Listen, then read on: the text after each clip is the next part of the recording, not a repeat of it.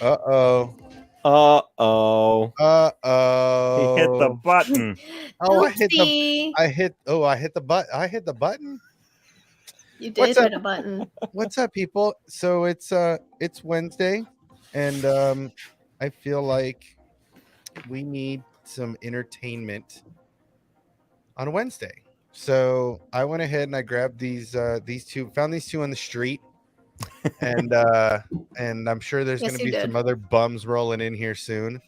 Yeah, But yeah, how's it going, guys? it's good. You definitely, I mean, you found us, we were on the street, we were fighting over a chicken leg. Obviously, Laney won. Laney won. And, Yeah. I didn't get any. She got the whole bucket. I didn't get I any. took all of it. Took the whole bucket and the bag of drink. So she took the bucket and the Honestly. bag. Honestly. The audacity of me. The audacity of this to happen. But yeah, so let's take a beat and let's see what's on the agenda for tonight. So Mhm. we've all played Fortnite in the last. We're gonna just start with the most fun part of the day, It's and so then we'll juicy. wean on into it. So we've all been playing Fortnite together the last couple of days, and two of us, I guess. Well, I know my Dragon Ball pretty well. Lainey, do you know your Dragon Ball pretty well? I only know a little bit. Honestly, it would be a hot minute since I've actually watched it, so And Matt, you're oblivious to the Dragon Ball, yes? I know just shy of diddly squat. Yes. Yes. Okay, so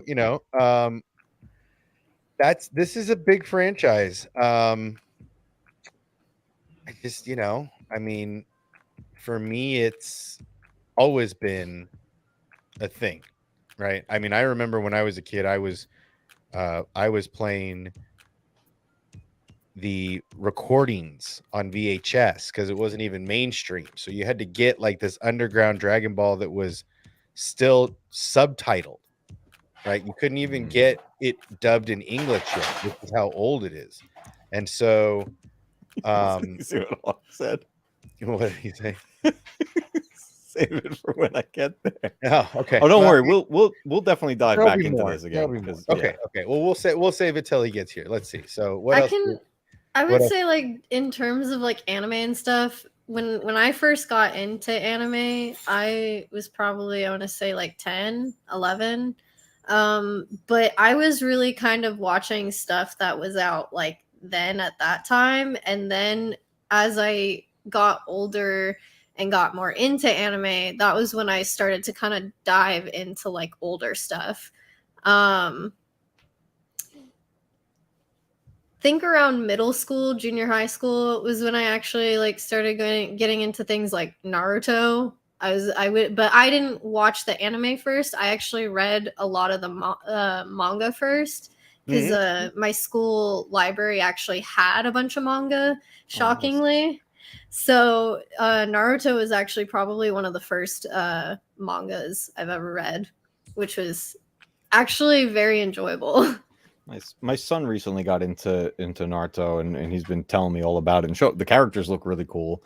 And I got to say that my cousin was big into Dragon Ball, and he tried to get me into it over the years, and I just never quite got into it. But I'll tell you, the other night playing Fortnite and seeing Star Wars and Dragon Ball mashed together on this island, and seeing the excitement from Obsession and Hawks Holocrons and everything, I was like, you know what? Like now I kind of want to learn about this. This looks, I mean, the characters look fantastic. And I don't know, I forget the name of the thing we were blasting off in that game. It looked like the biggest Hadouken I've ever seen in my life, but it was amazing. Well, and so let's segue. We'll wait for Hawks to get into like true Dragon Ball. We'll segue. What a great segue. So Epic Games has their stuff together, right? I mean, Epic Games absolutely understands social culture and understands how to make a game weather the test of time and continue to make money, right? Every 3 months they're taking my money right now. Well, like you said the other night, you were like, my money. All right. See, that's they know their thing. They know how to draw take people money. I think it's the fact that like when they first started, you know, it was kind of one of those games where so many people, myself included, said that I would not bother to touch it or play it or any interaction with it. But Here, present. you still see so many, like, so like daily people start getting into it the second they see something they like, myself again included, because as soon as I saw them doing the Star Wars skins and the different anime skins and then the Rick and Morty stuff, it's like they have every single pop culture thing there is. And you know, they're saying, here, try it in our game and it's more fun that way, which is true. I love like, my friend gifted me a skin and I was like, you're right, this is more fun, because I also ended up getting an Among Us backpack on there, so whenever I get shot down, it makes the little noise from Among Us, and I'm like, this is so true. Like, this is what makes me love the game, because it has those little things that you can earn or pay for and make it more interactive for yourself. Well, yeah, I mean, that's just it. Not only do they know the right strings to pull to make you want to buy skins and things, but then they keep current on what is coming out. So Kenobi comes out, they make a custom skin for Kenobi. The Marvel, you know, the Avengers stuff, they make Avengers skins. Whatever's coming, I mean, She-Hulk, there's already a She-Hulk skin, right? I love that She-Hulk skin, by the way. It's one of my favorites. You know, so there's a lot of forethought into, number one, communicating with these IPs and saying, look, we want to make skins. We want to keep your IP in our little universe. We want, you know, to continue to make this stuff. So are you cool with it? And I hear they're talking about doing a Back to the Future skin with Doc and Marty and the DeLorean. Like, give me this stuff. Just take my money. I mean, every couple months you're getting $60 out of me. Their timing with it seems to be spot on. Like, think about when you and I were playing, what was that, last night? And you're like, I felt like I was about to take a break. And then all of a sudden they're like, Dragon Ball. And I'm just like, back in. It's like Epic has some sort of a crazy inside track in everything pop culture, and they're doing it right. Oh, like, look at the Indiana Jones stuff we did. Mm-hmm. Yeah. I mean, movie hasn't even come out yet. Skins, quests, adventures, you know, the grappling hooks, all this stuff. This is all in preparation for indie, right? Oh, yeah. Star Wars came out with a new show. They had this. The Mandalorian came out. They had the Mandalorian skin. Boba came out. They had the Boba skins. Obviously, they have contracts with the majors, but the fact that they're doing stuff like Dragon Ball, that, I mean, it is kind of mainstream, but it isn't. Not everybody knows about Dragon Ball, so it's kind of a new way to introduce old characters to a younger generation, so to speak. But it's definitely, I mean, they have their stuff to get. I want Epic to design a Star Wars game. I think it would be fantastic if they did. And they even, like, they jump out of pop culture also. Well, I guess you could sort of throw this into pop culture. I mean, there's NBA players in it. There's soccer and football players in there's John Cena. Yeah. It's John Cena. You know, you got the big man you go and smack people in the face with. I mean, it's let me tell you, for anyone who has not played Fortnite, but you're a John Cena fan, it's so satisfying to play as John Cena with this giant floppy hand as your pickaxe, and you just slap the crap out of people. It's hilarious. You know what I also think about when I think about this now, like how, like, it's doing so well? I would only have to imagine how much they have to pay certain companies to use that copyright and to be able to use those skins and those items and things. Because you think it would have to be a mutual benefit. You're getting people into this brand or, you know, show or movie or whatever it is. In turn, you are like that company is bringing them to their game. And it's kind of interesting too, because like another thing that I noticed was when last month, I think, was when they had the Deadpool skin out. Yep. Not only that, but they also had X-Men characters that, not just, Wolverine, but you got Rogue, what's her face from X-Men Apocalypse. Oh, Kitty Pryde? Not Kitty Pryde, the one that had the sword. Oh, I know her name and I forgot it now. Anyway, yes, I'm with you. Yes. But yeah, someone in chat, tell us who it is. Yeah, please. I can't remember. But I mean, it's interesting because they're not only bringing like stuff that is well known, but they're also kind of bringing stuff that, isn't well known, or at least not to people who have yet to see like the original X-Men movies from early 2000s and stuff, and people that are just getting into Marvel now. So well, I mean, even look at the Wolverine skin. That's the Wolverine skin from the 1997 television show. That's not the Wolverine skin from any it's not theatrical live action. So the fact that they're bringing back stuff that the next generation doesn't even realize exists, unless they're on YouTube or watching this stuff. That's what I'm saying is they have their finger on the pulse of social gaming, right? People want to play. I mean, I've said it before, I'll say it again. Gaming and just playing a 5-year-old game like Vader Immortal, right? This game is 5 years old, and playing this game has me so hyped for the future of gaming. It was such an awesome stream, by the way. Oh my god, I was sweating at the end of that. So good. But so Fortnite is great. It's doing the updates. It's keeping up with the new next gen consoles. They're doing updates. It's constantly on the pulse of society and culture. But this game has me so hopeful for what's coming next, right? The PS VR 2 is supposed to drop before the Christmas. Thank you, Leia. So it was Psylocke. That's what Psylocke. Yes. I was like, I know. I just know the name. But I mean, PSVR 2 is coming out. That's for the next gen console, right? That's for the PS5. So I can tell you I can tell how old the visuals are in this game based on the tech, like the headgear. I can only imagine what the new one's going to be like. Oh yeah. I mean, it's right now with the VR, especially the PlayStation VR, graphic wise, things have to be toned down for functionality for it to go smoothly, right? But I'll give you an example of one that really pushed the limits of what this thing can do, and it was Resident Evil 7. They put it into VR, which many of you know, I'm a huge Resident Evil fan, lifelong Resident Evil fan. And I've beaten Resident Evil 7 in every way you possibly can, and then some.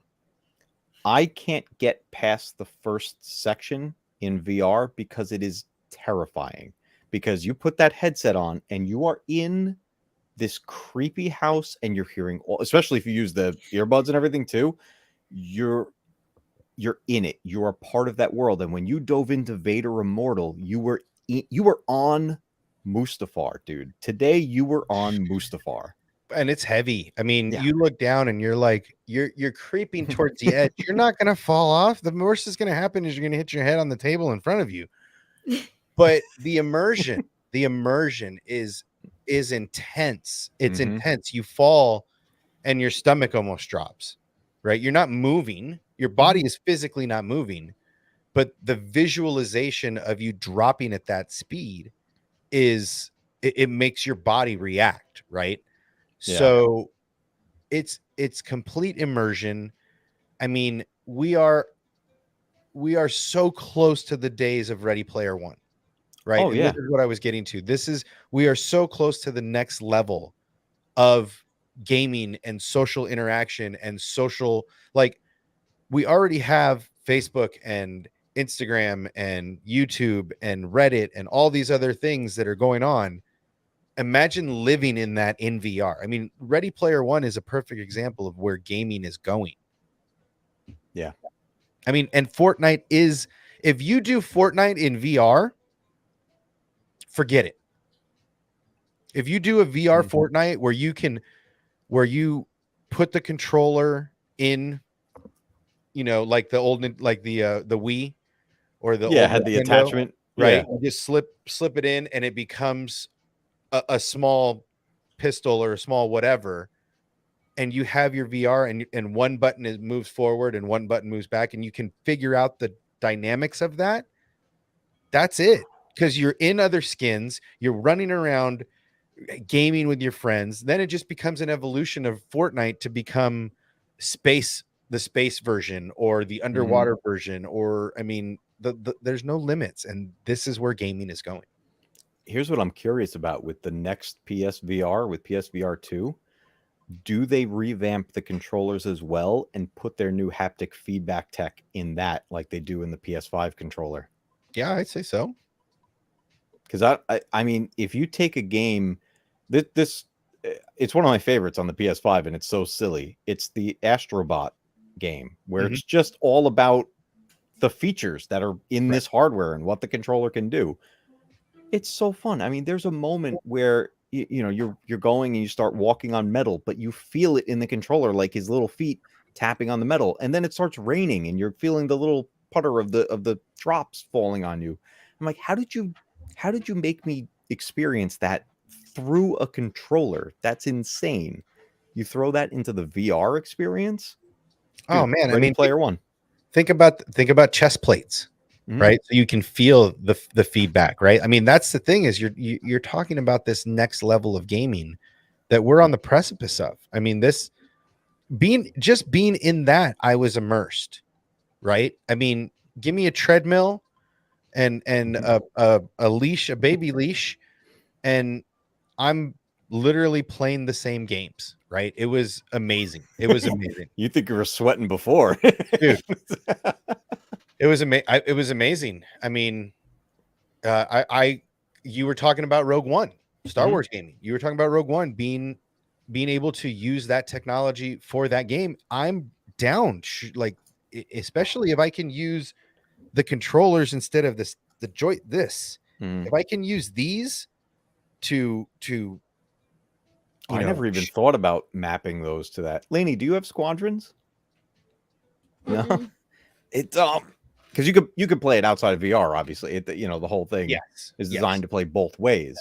The nice thing is that option is there for 100% of the game. I bought the PlayStation VR literally for one mission in EA's 2015 Battlefront. That's what sold me on it. It was a single mission where I get to fly an X-Wing during the Rogue One period. Yeah, those. Yep. So if I can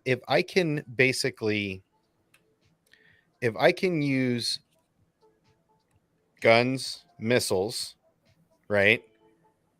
Targeting and figure this out, and then make it so it's thrust and pitch and roll, dude. Yeah. Dude. And I know you can map the pilot sticks, the and that's USB what I'm saying. ones. If I can map the stick and the throttle on these, that's cool. Bro, give me that. Give me that.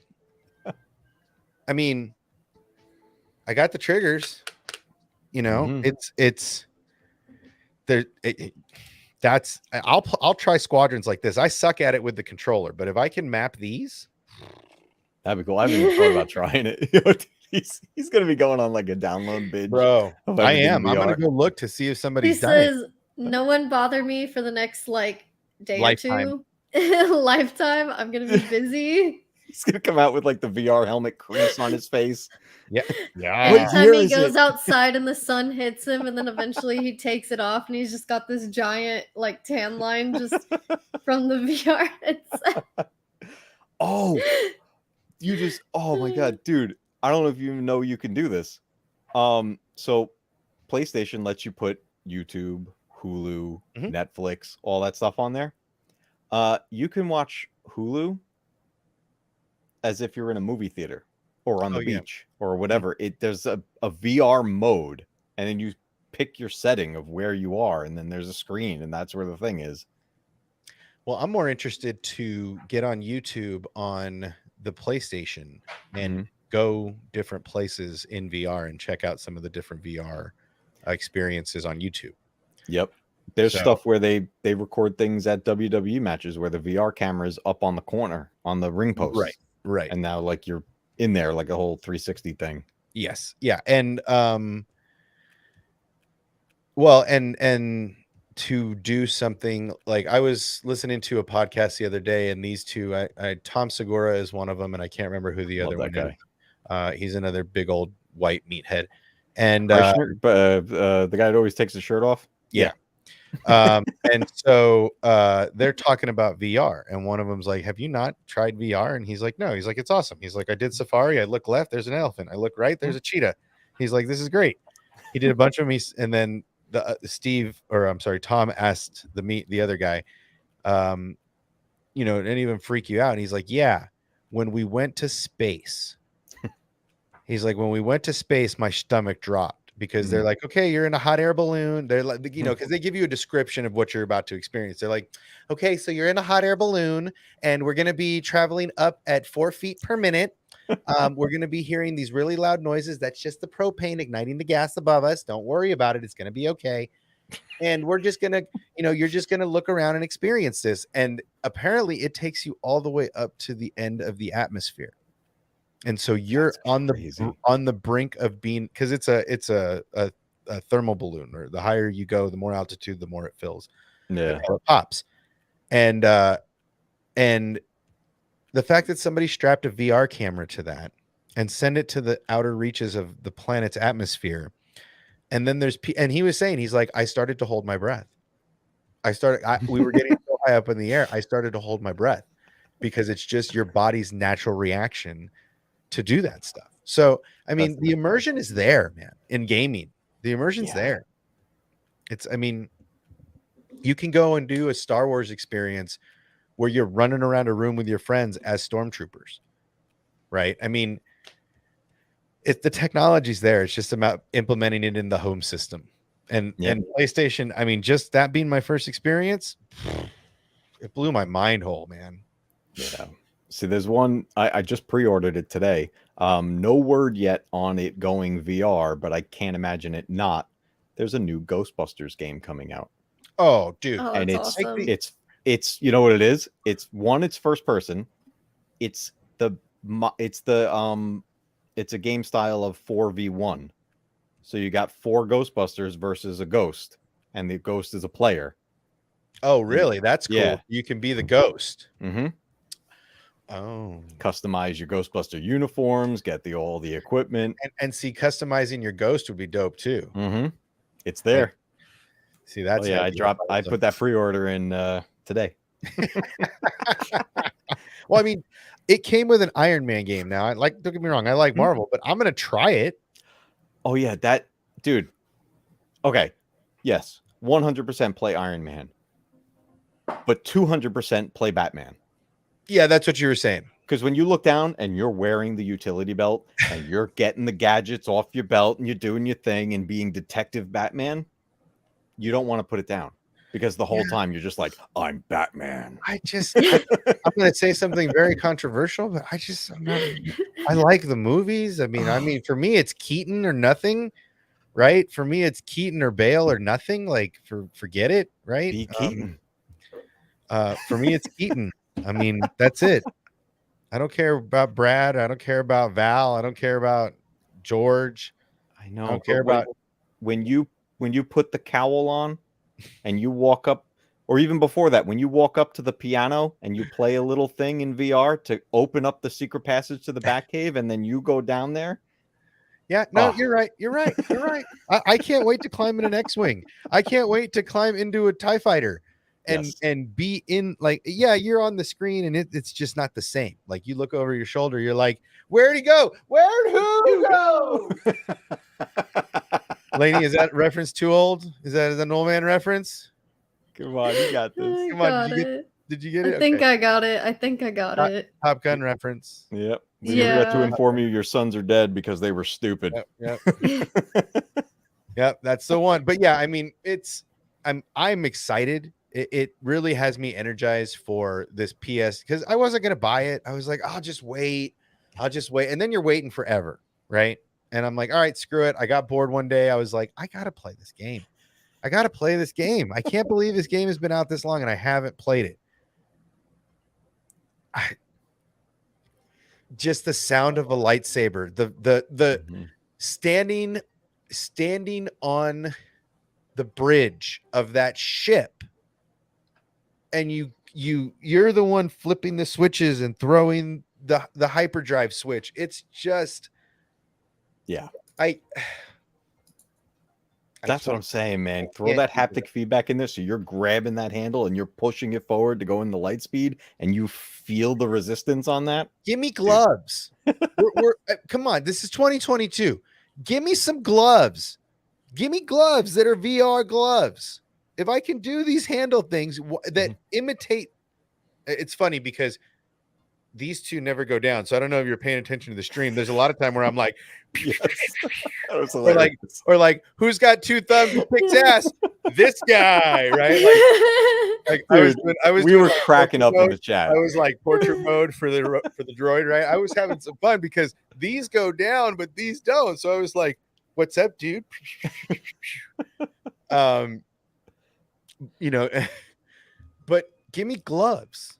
Right? Give me some VR gloves that I can that are true, that, like you're saying, haptic feedback, where I go to grab the throttle. If I start moving forward, I want to feel, you can't feel resistance, but I want to feel something like a slight rumble, like something that shows that you've grabbed onto something. It's totally doable. But even through that PS5 controller has the tech in it.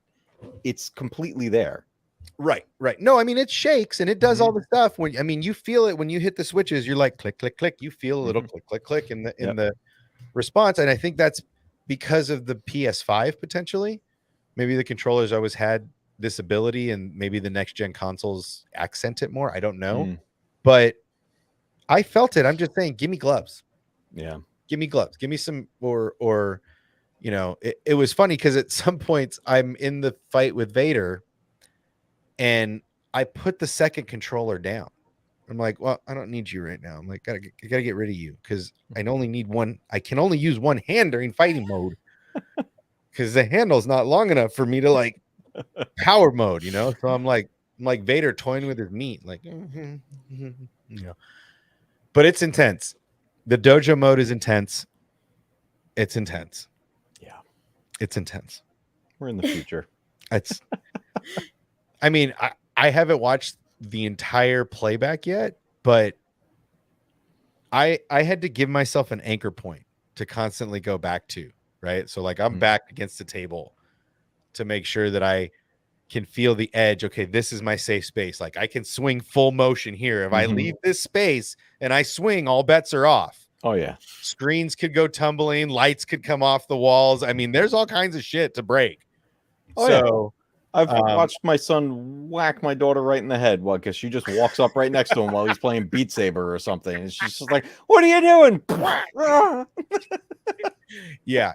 It was, and that's what I'm saying. It's a really fun game. It's a really fun game, and the fact that it's a several-year-old game at this point, I'm very, very excited. I hope they do an update to it, because the graphics are killer without the update. Vader's so tall.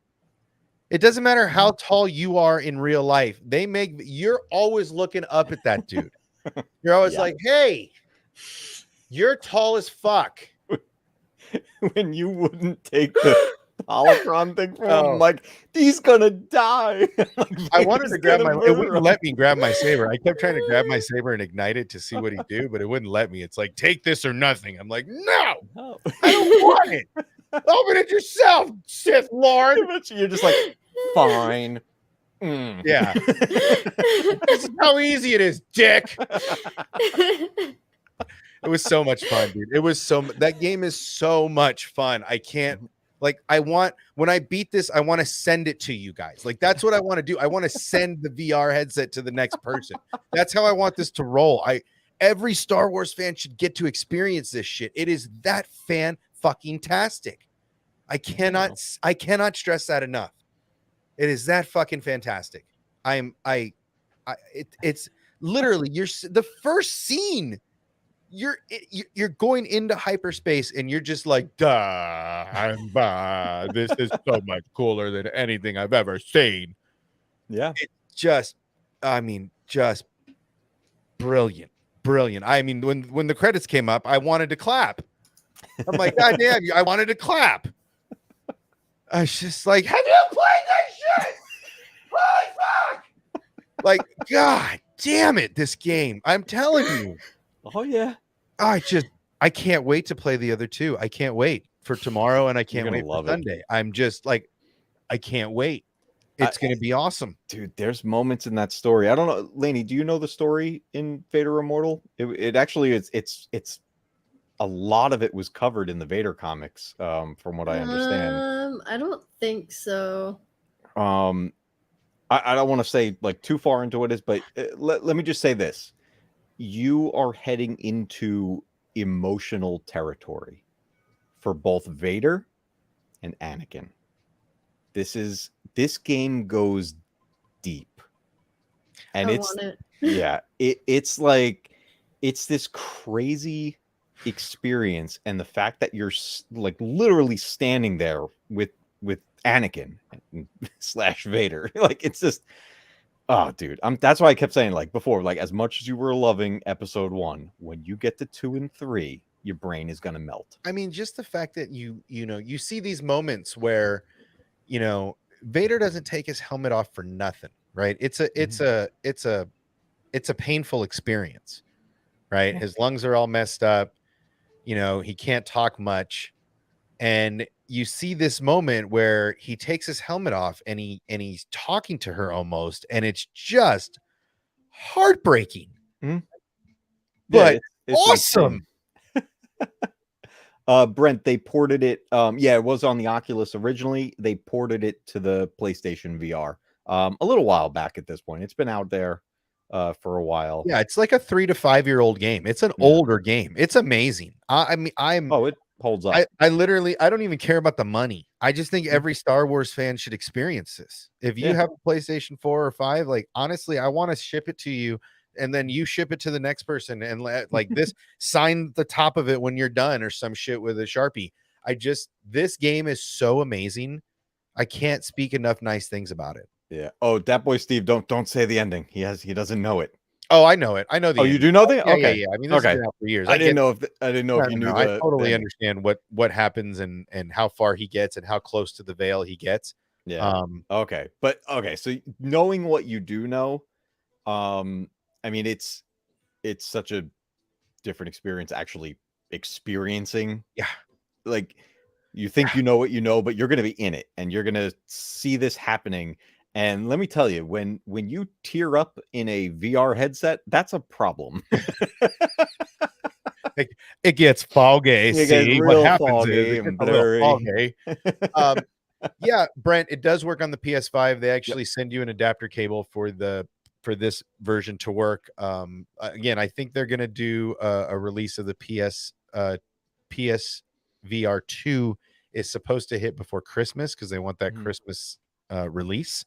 But yeah, it works on PS5. I downloaded it. It is a PS4 game, but of course PlayStation backwards compatibility. But it's amazing. What I did was I took all my VR games and moved them to the solid state drive on the PS5 for the sake of the as fast as possible loading as you can get, because I wanted this thing to render everything quickly and get it going. So it definitely helps in a lot, especially the fast paced VR games. Like I have Gran Turismo Sport, so you're driving all these fancy cars around whatever track you want, and you're in the car and setting up however you want and everything. Which, by the way, VR affects everybody differently, right? So how you talked about your stomach dropped at that moment, right? Yeah. So I can play a bunch of games like Squadrons and flying all over the place and doing this thing, and I'm fine. Something about Gran Turismo Sport, though, sitting in the car, but not feeling the being in a car. You know what I mean? Like you feel how you feel when you're driving, right? Not having that G-force, not having a G-force behind you. Yeah. That threw me off. And I was like, wow, I can't play this for long. I actually get kind of like dizzy and everything. Yeah, it's That's me towards Phasmophobia, actually, Oh, yeah? because I can play like other games on VR just fine, but something about Phasmophobia, the movement of it doesn't feel the same. So I get motion sickness really quickly when I play it. That's that scary ass ghost game that y'all like to play, right? Yes, it is. Yeah, that shit's Yes. terrifying. You're never gonna get me in that room ever. I don't want to care what it play. is. I really, really want to try to play Alien Isolation on my VR at one point. I would so stream that if I did. I would not even care if people see my goofy looking self like jumping in the air, like absolutely probably crying, which like you said is a bad idea for a VR. What do you have the game on?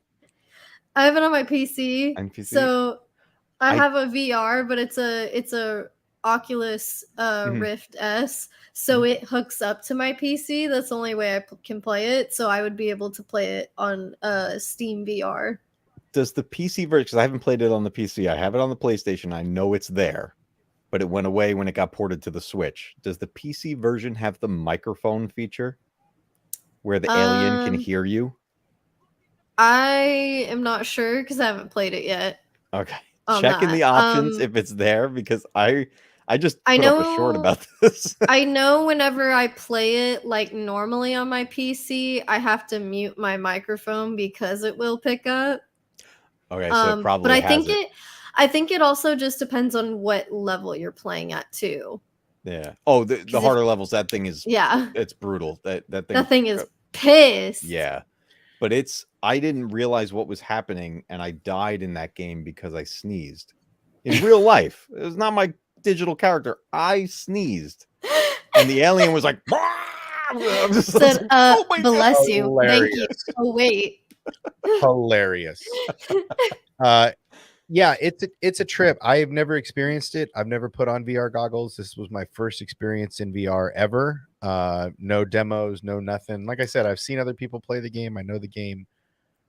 It's a whole nother experience when you grab a lightsaber off a table.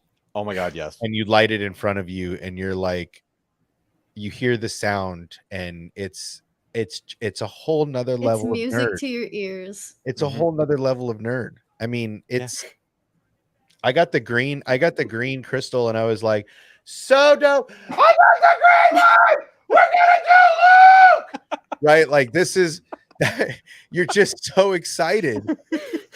You know, it's just amazing. Oh, there's so many different experiences on it, and the fact that, because there's so many games now from different franchises that have jumped into the VR. Like, there's the Marvel stuff, there's Iron Man and everything. There's a Justice League game. Yeah, that's another like free one where but each board is you're a different Justice League member. So Superman, you're flying and doing all this stuff. I mean, like, it just the counting the yells, that's hilarious. I haven't yelled on stream in a while. It's been fun. I missed it. Yeah, me too. Yeah, I mean, it's the next evolution of gaming. I am surprised that it didn't give me more trouble, just because I have a hard time with glasses, and like, I can't watch 3D movies because I get super gnarly headaches if I put glasses on my head. So I was really actually worried about this. But it, like you said, this helmet, this headset is so comfortable. You barely feel it. And I wore my hat backwards, so it's not like right on my dome and all that stuff, but it is very, very comfortable. And it's also specifically designed to go with the PlayStation headphones that I have a pair of them, actually. They're just out of my reach, but it's fitted. So the headphones go in the perfect spot. Oh, you can actually wear headphones. Yeah, there's a port. No, I know, but I just use their little earbuds. Oh, but you can use the over ear. I just use these little earbuds. Yeah. Oh, dude, put real headphones in there. Bro. Holy crap. It's like, at that point you have to be very trusting of whoever else is in the house with you, because you are not in real life anymore, but they are, and they will mess with you. Well, it's funny because for work I have some molded earpieces. I have some molded headsets, and I was thinking about that today. I was like, if I put these things in, I would have to lower the volume almost all the way to the bottom. But if somebody broke in to kill me, I would not know. Yeah. They could kill me and I would not know because I would be in, and I'm already in it. I didn't hear nothing else anyway. As far as you were concerned, you'd be like, oh, I think Vader got me. I think I stepped on the cat at one point. I think she came in and I like slid forward and I felt a little furry foot. And I think you can even hear it in the stream. I'm like, sorry, because I know she ran away, right? Like you don't see nothing. Like nothing. You don't hear nothing. You don't see nothing. All you see is Mustafar, a spaceship, and a lightsaber. That's all I remember from the whole day. All right. I'm going to throw this out to chat. What do we got? Like a dozen people in here right now? Yeah, there's like 10 folks. I'm going to throw this out to you guys. After seeing Obsession successfully stream a VR game, how many of you would like to see me get the crap scared out of me and I take another shot at Resident Evil 7 in VR? I think you should do it. Throw a 7 in the chat if you want this. Today. We're going weird today. Sevens, no ones and twos, just sevens. 7. But yeah, I mean, I think that's. I mean, it's terrifying. I could see being terrified in this thing. I would, if I wanted to torture somebody, I wouldn't hurt them. I would drop them out of a plane with a VR headset on. Right? Like I would do something so like I would put them in the worst places with a VR headset on and then just put them in the middle of a room and watch them go bananas because it's terrible. I'm telling you, you're going to be terrified.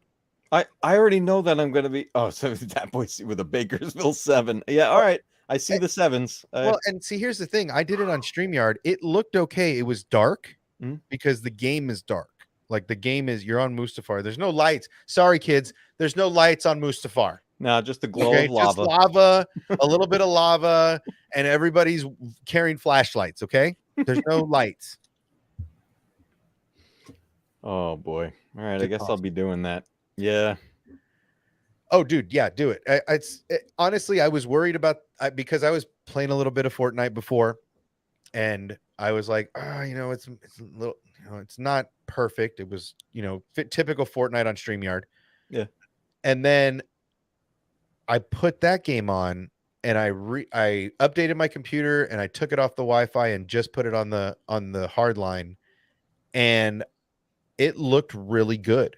I was really surprised at how smooth it ran, even in the lightsaber combat moments.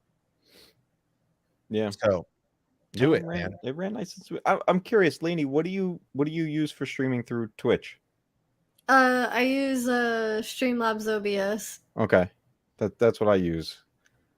I just, they're just not Mac friendly. For me, that's the thing. Yeah, I think it only has a Windows version, right? I mean, I emailed with I was actually on their Discord server with their customer service, and I'm like, I don't see a button. What am I doing wrong? And they're like, oh, you got to do this, and I was like, oh, I'm doing wrong, and they're like, oh yeah, we're not Mac driven. They have a Windows, and then they also have a mobile app for it that you can use for like vlogging and whatnot. Yeah, I have it on my phone, but I never used it. I actually tried to see if there was a way to set it up where you could actually like stream your phone, like there's a new update where you can use command control. Yeah, because I play Wild Rift, which is Riot's mobile version of their game League of Legends. So I was like, oh, this would be cool to stream because I'm actually really good at it. But then at that time, they didn't have any kind of way to do it. And I was like, well, what the heck else am I supposed to use this for then? Yeah, because I actually found another one, like Obsession, you were saying there's ways to get your phone on the screen now, because I wanted to show like some stuff of like KOTOR, the mobile version. Oh, boy. Is this Patrick? Is this Discord Patrick? I haven't seen you in a long time, Patrick. Is this Patrick, or is this a new Patrick? If it's a new Patrick, get down and subscribe. If it's the old Patrick, you let me know if it's the old Patrick, because we haven't seen Patrick in a long time. Is this the Krusty Krab? Yeah. No, this is Patrick. Hey, hi, Patrick. Cool. Welcome back. I think you changed your avatar. I haven't seen you in a while. Welcome back to the fun. Yeah, man. It's just, this. It's tough because I want to use all the OBS stuff. I want to use all the Streamlabs stuff. But I just can't collab cam, right? I can use all the rest of their stuff fine. I just can't collab cam because their beta is for Windows. Gotcha. So I've just been, and really, I haven't had that much trouble with StreamYard the way you guys do. You guys have a lot more trouble with StreamYard than I do. You know, I think, and I'm I think what I curious keep now. doing Before you go, I'm curious now if you still have that problem with your faster upload. I did actually. I tried it again. It- It was better, Okay. but you know what it was? Here's what improved. It was smooth. The frame rate was smooth, but what kept staying consistent was this like blur. It was blurry looking. And I was like, It wasn't crisp. It wasn't crisp. But before I switched over to the whole crazy fiber internet, it would be choppy. And I was like, I was like, that's unacceptable. I can't do it. Yeah. Hey, what's up, Arlena? Thank you. I didn't even comb it. Oh my god, it's a mess, and you still think it looks epic? Thank you. Yeah. I'm actually inquiring into faster ups to find out if there's a faster upload, because I feel like you said, there's always a little bit of blur, especially when you're doing a fast action game. Yes. With StreamYard, but that, like the Vader game, actually, I was surprised that it kept up as well as it did. It did really well today. I have to, I'm like, surprised. other than, like you said, it was a little dark, but the game's dark. The game's dark. I'm actually going to go into the settings of the game and try to boost up the visual, make it a little brighter. But it's getting that crispness. It's all about the upload. When we're streaming, like you can have a million megabits per second down. Doesn't matter. Right, you're right. streaming. You're sending it out. It's all about your upload. Yeah. And that's what a lot of the providers don't get. That it's like you have to kind of match this and stuff. There's a lot of companies throttle it. And well, I mean, Elon's system is a great example. It's 150 down, which is a decent down. Yeah. But it's 100 up. The fact that you're doing that on a wireless setup, and I'm tethered into the world, and I can't get more than 35, 36 up, that's where the problems lie. Yeah. For streamers, and that's the gameplay. So I played on OBS on Streamlabs a couple times, and it's okay. And I like all of you guys that have your custom layouts and your scene settings and all that stuff. That's super dope. It just seems like, for me, the chat function is the biggest pain. I don't like having chat on my window, right? I like chat being off to the side, and being able to select something and have it viewed without an extension. Yeah, I had to kind of jump through hoops to get that pop-up ability. Yeah. Which it works, and it works well, but I had to go through steps to do it. And the whole, having the chat on the screen on the video itself, that's all choice. You don't have to have the chat box there. I personally like it for the sake of the replay, because the chat always comes last with the replay. That has to get reviewed. So my instant replay, the whole video's there in full HD, but the chat is not there on the side. I have to wait like a day, and then it shows up. But I did recently, and Lainey reminded me of this, I did recently put the mobile app on my phone, because I do have a plan that I have not told anyone yet. But very, very soon, the Mac Cave will be leaving the cave and going retro game hunting and taking you all with me. Oh, we getting fancy, girl.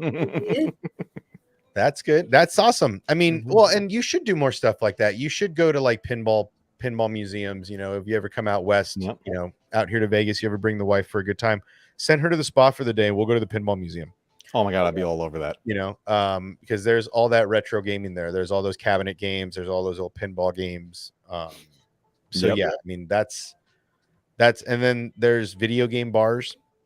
So like they have PlayStations and every Nintendo's and all that stuff hooked up. So you just sit down at a booth, they switch what you want, and then you're playing. Nice. So there's a lot of different gaming. But I mean, it's in an interesting time. I know a lot of people are upset about the Star Wars gaming. Eclipse was never really a game, I don't think. I think Eclipse was a brilliant marketing idea. I think that they created a buzz. How they got that far without Lucasfilms going, do you actually have any playable stuff before you put this out there? It was a cool looking cinematic. Bitchin' cinematic, right? Like KOTOR's on the ropes. What else? Hunters is 2023. What else? When does Fallen Order come out? Or not Fallen Order, Survivor. Survivor 2023 also, yep, right? Yeah, that wasn't pushed. That's no, that's not pushed. That's but there's still, I don't even know if that's still a thing. There was an open world game that was in development. Who was doing that? BioSoft. Activision, I thought. Activision or BioSoft? Was it one of them? One of the big boys. Was it Ubisoft was doing it? Ubisoft, that's who it is. I don't know why, and maybe I'm remembering this wrong. Somebody correct me in chat if I am. I feel like I heard somewhere along the way that they lost that. Like Ubisoft didn't have it anymore. I mean, that wouldn't surprise me. I mean, the problem is that the gaming market has changed in the last couple of years, right? Just with the evolution of next gen gaming consoles, I think a lot of the gaming companies were in development of games before the next gen consoles came out and were maybe told they had to update the graphics. And I think that it feels like maybe put a lot of companies behind. Well, we got a lot of games that think about just even this current generation. Yeah. They're getting the multiple releases where we get the PS4 and the PS5 release. There's only been a couple of true next gen games released. There's one I haven't played yet, but I'm looking forward to. Is called Returnal. It's a true PS5 game. Yeah, and I have it. I've had it since it came out. I just haven't touched it yet because I just keep playing Super Mario Brothers and stuff like that. Can't get off the crack. Yep. I can't get off the crack. I need that. I need that retro gaming. I need that kick. I get it. What is this 3D world you speak of? I want my 8-bit.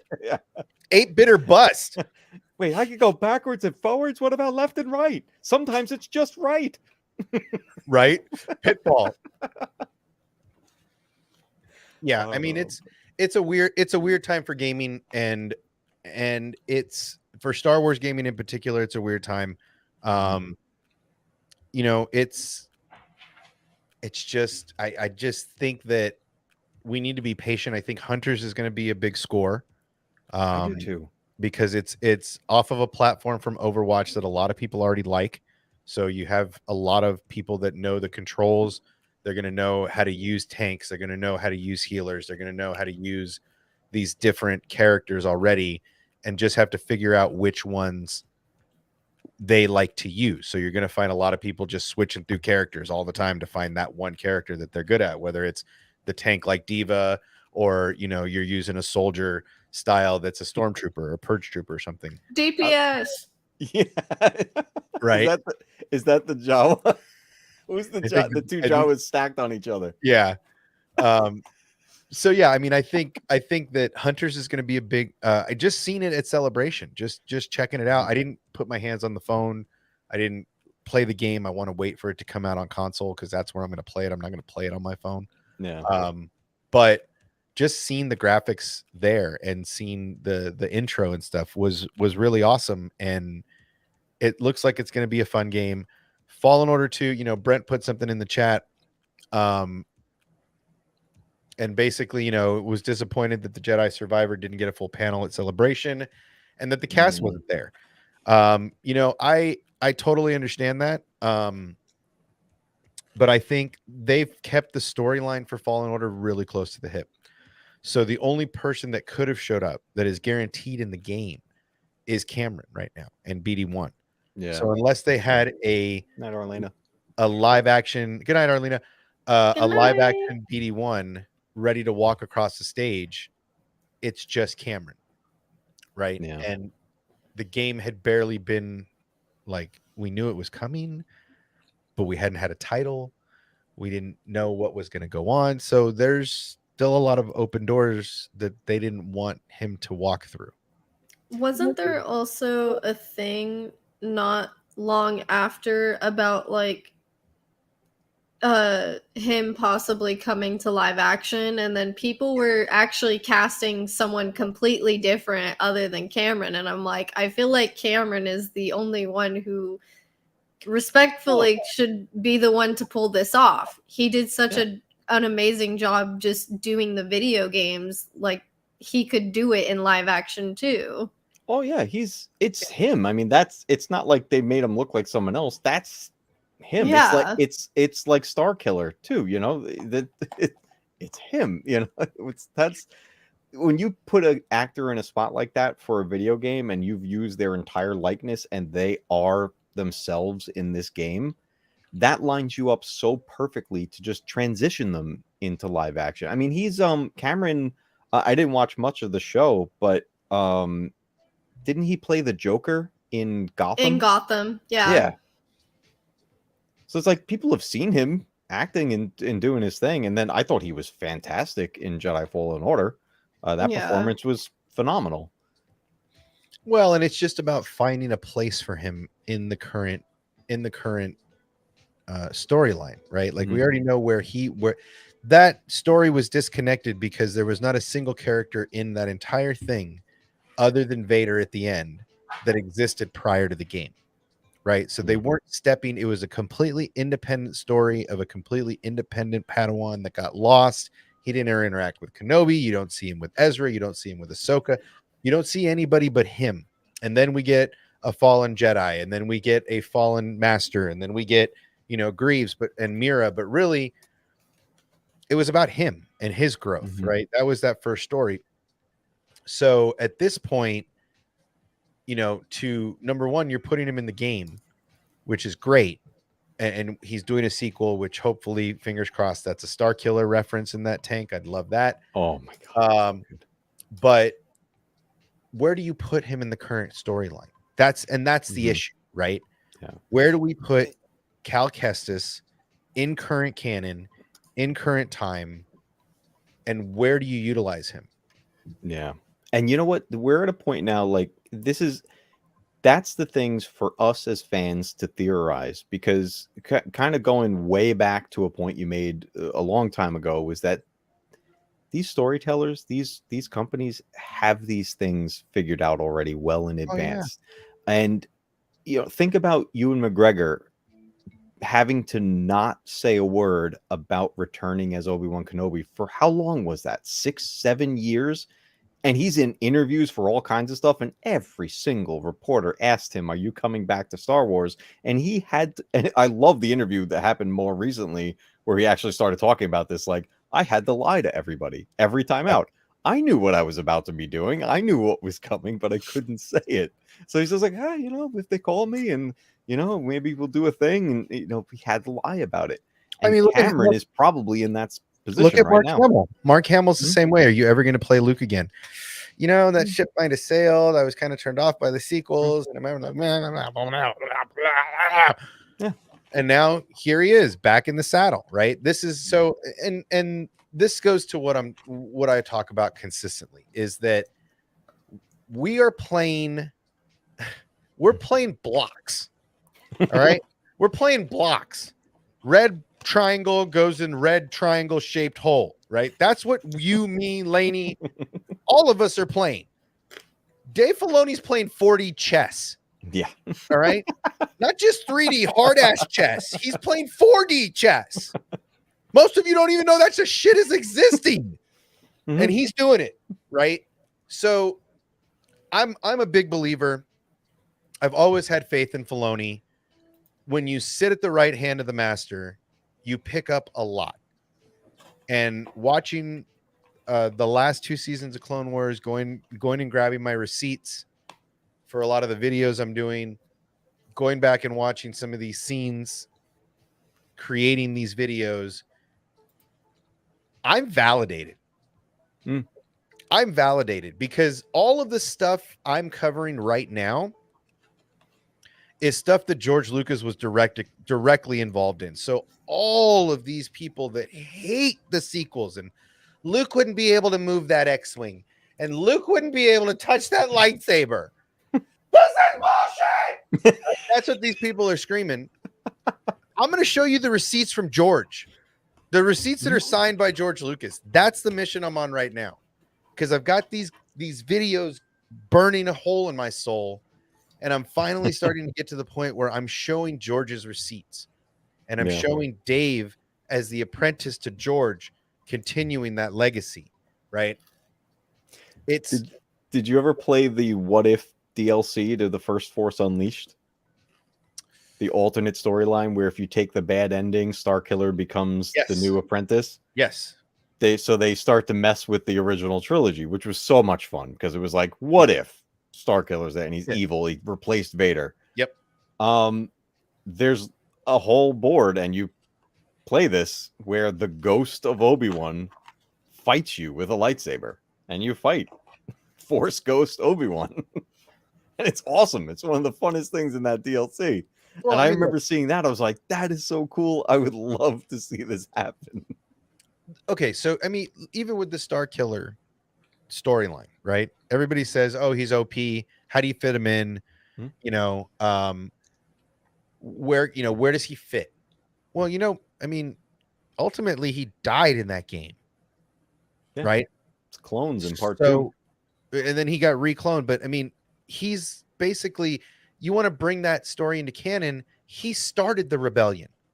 The reason the rebellion symbol is what it is because of his family crest. Like there's so much of this deep lore attached to these things, right? And it would be so easy in the current stuff they're doing with Mon Mothma and the start of the rebellion. Why couldn't you, after Andor, why couldn't you bring in that story as the lead-in to Andor? Oh my God. Do you realize like her and Bale could just reference it Andor? Just talk about it. There was once this young Jedi that we met on Kashyyyk. Not even Jedi. There was once the hero of the rebellion who happened to defeat Vader and lost his life in the process. Right? I mean, that's the whole story. Yeah. Vader's apprentice turned on him. Anybody can turn on Vader could turn. How do you know that's not the spark that gave Luke hope? Right?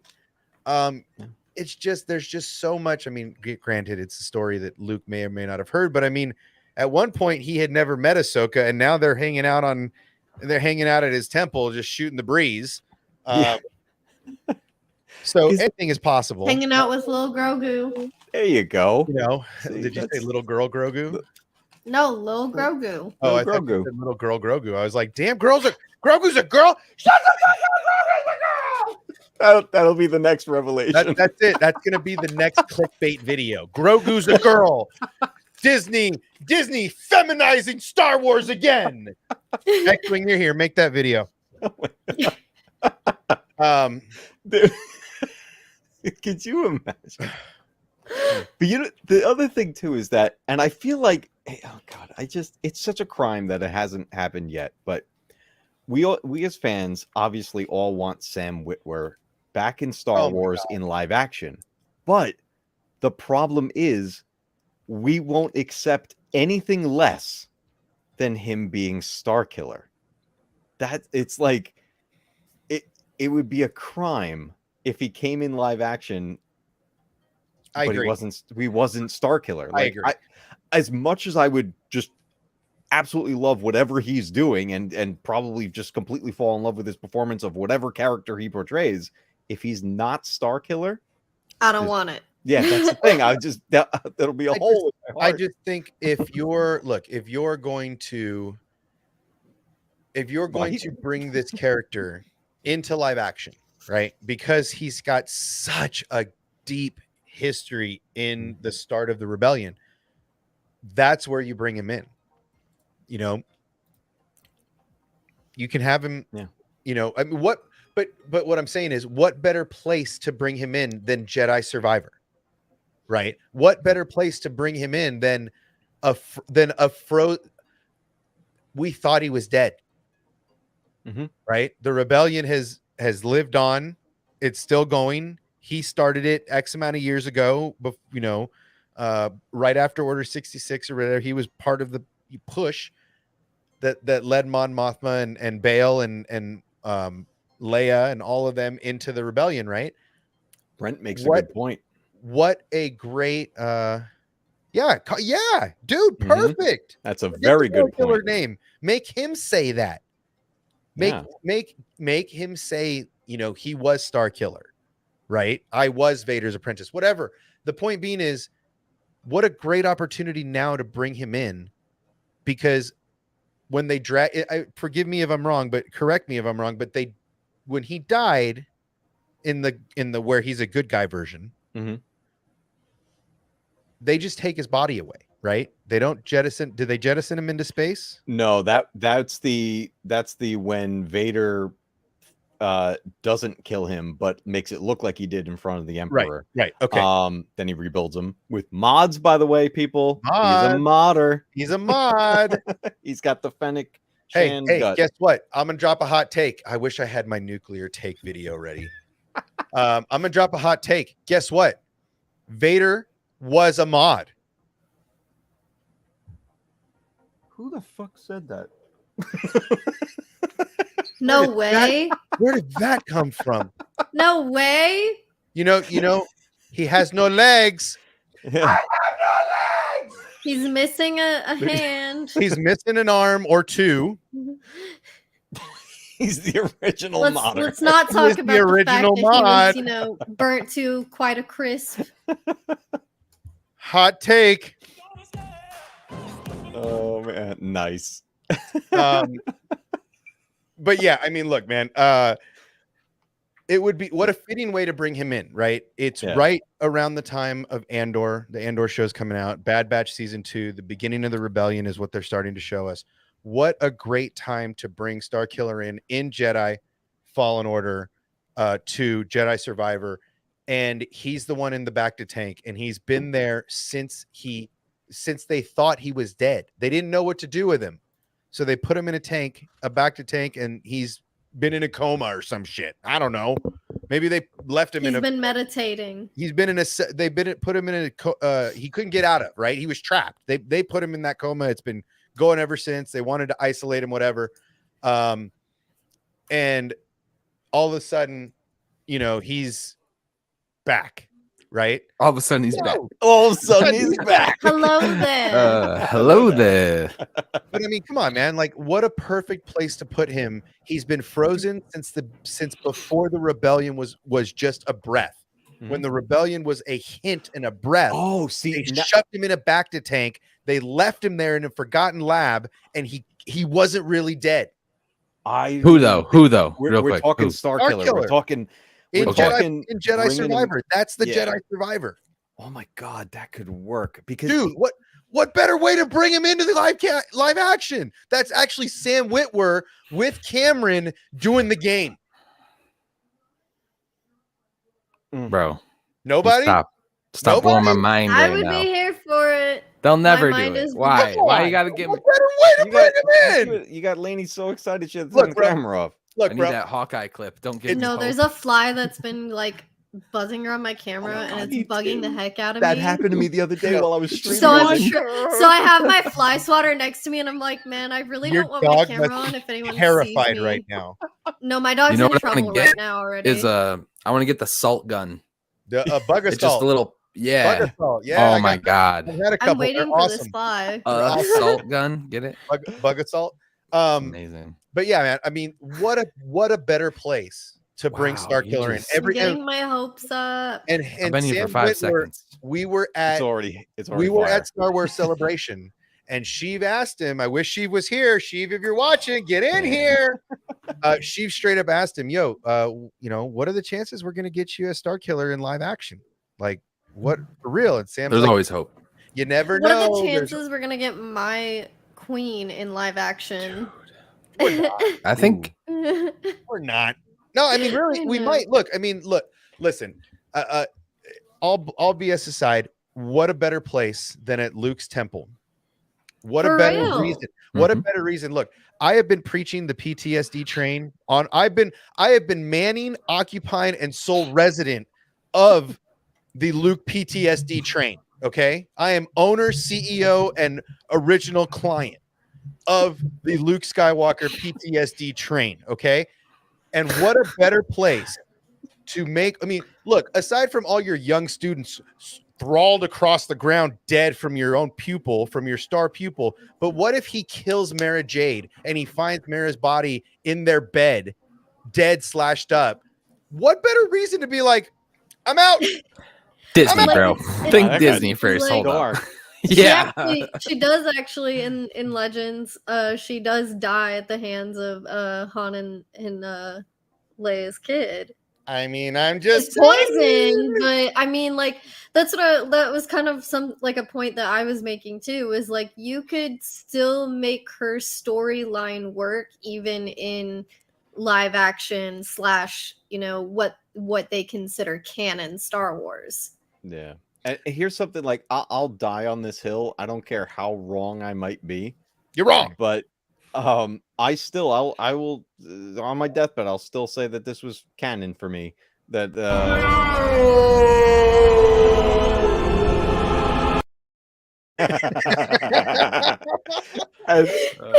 at the end of Force Awakens, when Luke's standing there on the cliffside, that's a gravestone that he's at. And when I first saw that, I came out of that theater going, that's Mara's grave. I was like, oh my God, one? they're gonna do it. Which one? Personally, it The would very make last When you- moment.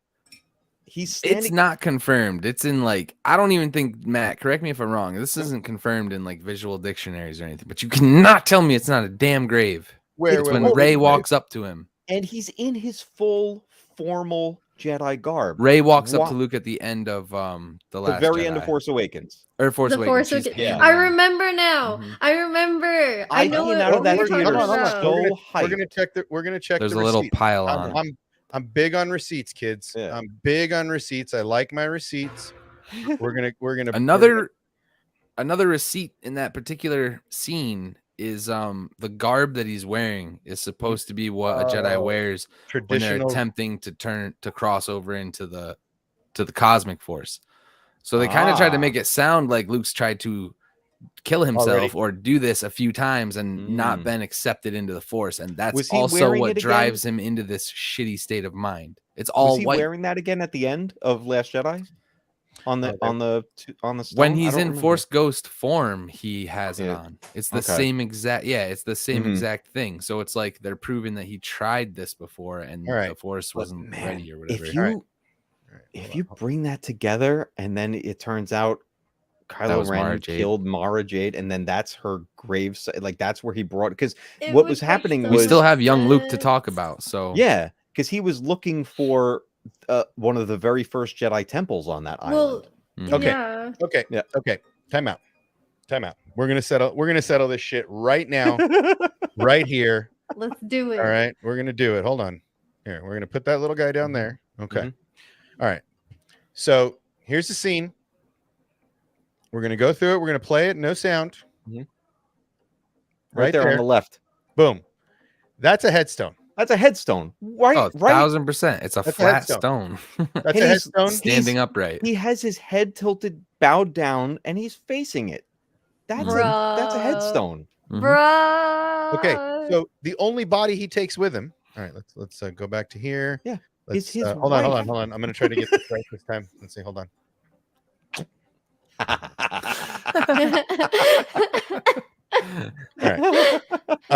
Okay, so that's a headstone. Yeah. Right? We're all in agreement. That's a headstone. Mhm. So I'm of the school.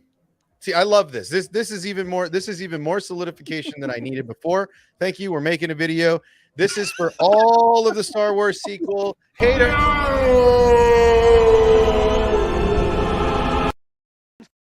And it keeps getting funnier every single time I see it. Oh, he's got the clip queued up now. He's ready. Clips are cute. Yeah, I mean, look, that's absolutely 100% a gravestone. That's 100% a headstone. You don't have rocks just standing up like that out of nowhere. Yeah. It's not just like, oh, there's a rock that's Mhm. like vertical. No. Sorry. Yeah. But That's headstone. What a better way, number one, to introduce her character, right? Some fiery redhead comes down from the what would have been what would have been better is if she would have flew Grogu back to Din with R2. That would have been the premiere. Don't even let her get out. Just show her hair. Just show a pilot with red hair. I had a theory about what they could do. What do you got? Because if you think about it, right now, I think they're waiting mainly because with season 3 of Mando, it's more going to focus on Mandalore itself and, trying to reunite them and stuff. So I think they're kind of waiting. But by like season 4, season 5, we should be getting to the point where, we got Mando season 3 and Ahsoka, that show with Thrawn and stuff starting to kind of cross over. We've already seen her, in Mandalorian. We've already seen her in Book of Boba Fett with Luke.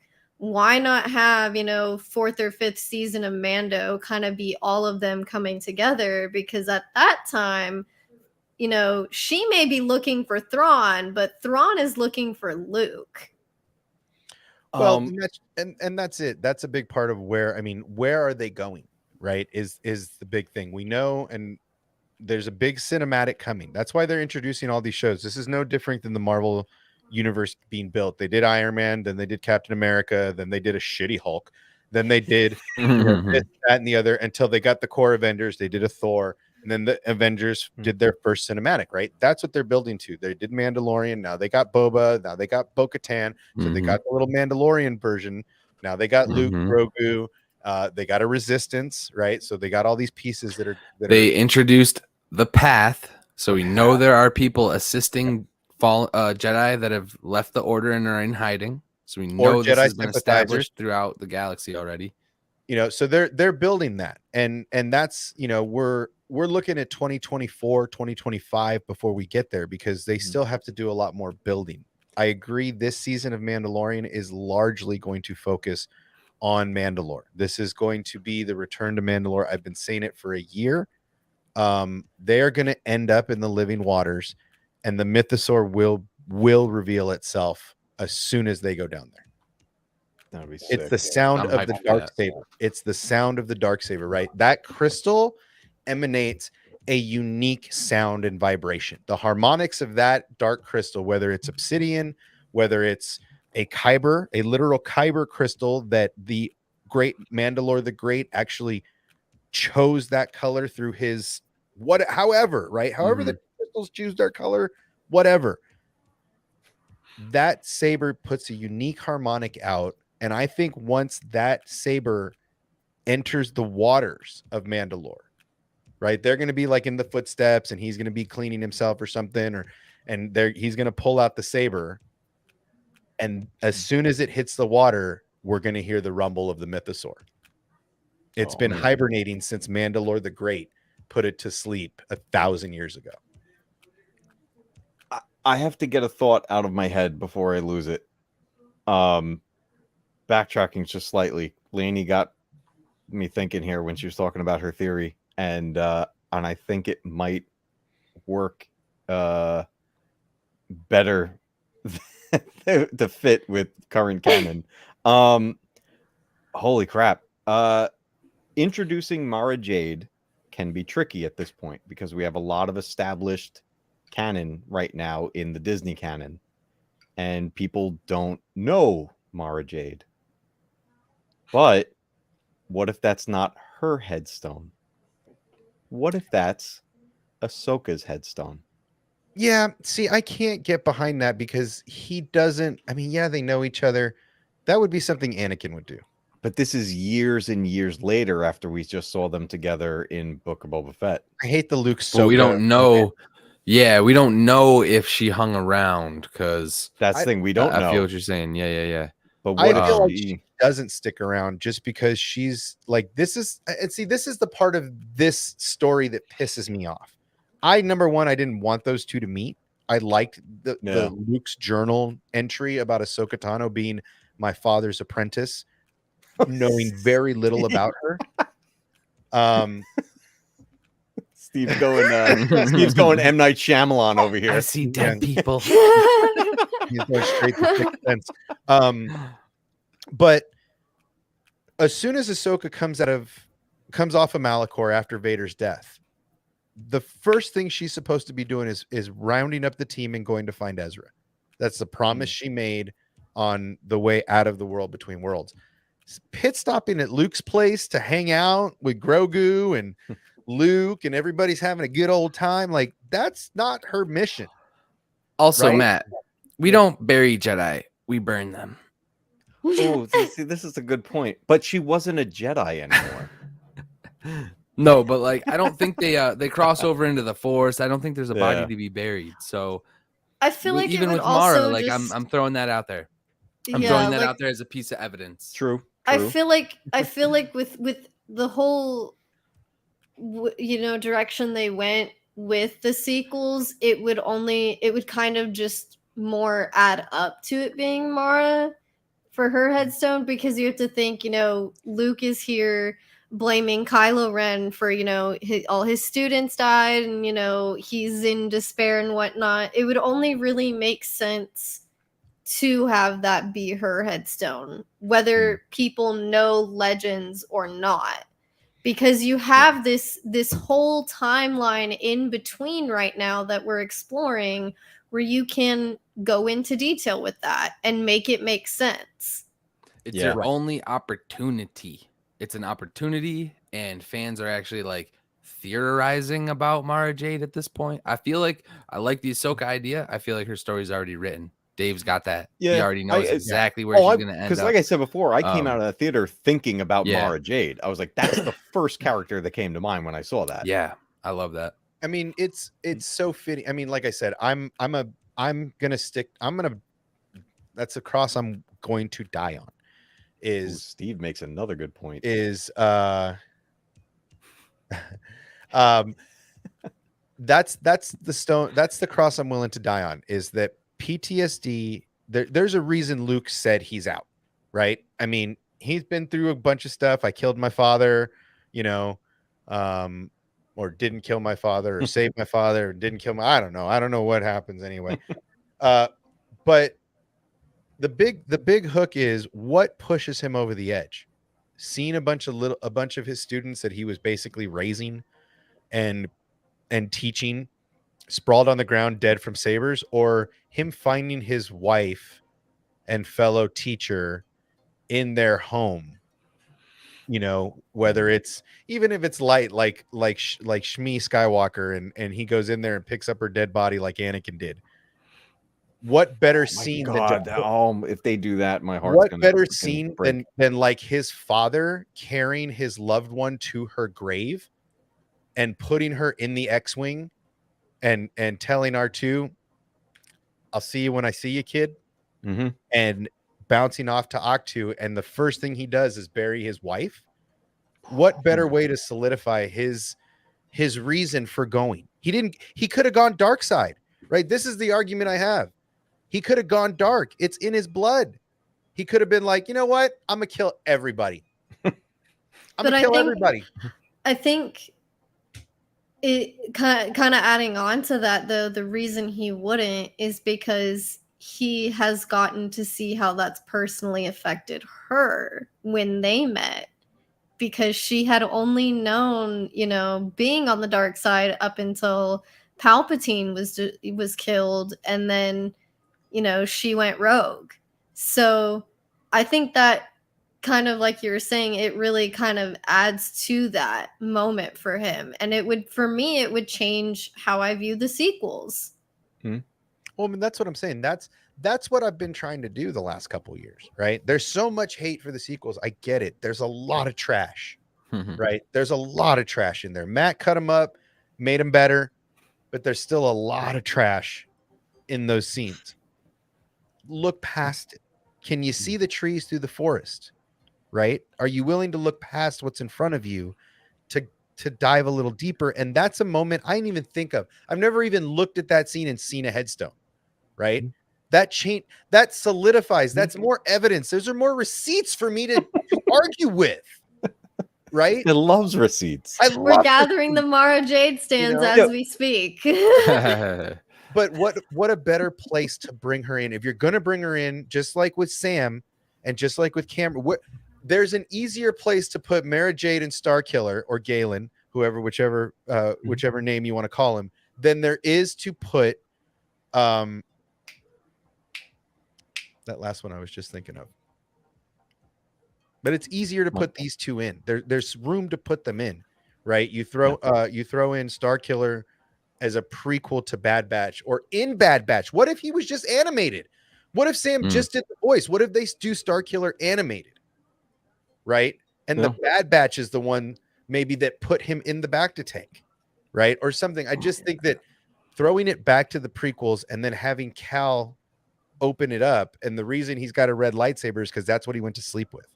Now listen, before you keep diverting away from the sequel talk, all right, I got to double down on what Lainey was saying, because I have been saying this shit for years, literally years. In my opinion, the sequels will become as loved as the prequels have, due to all of the stuff we're gonna get in the next 5-6 years that fill that gap. The young Luke Skywalker shit, the potential Mara Jade stuff.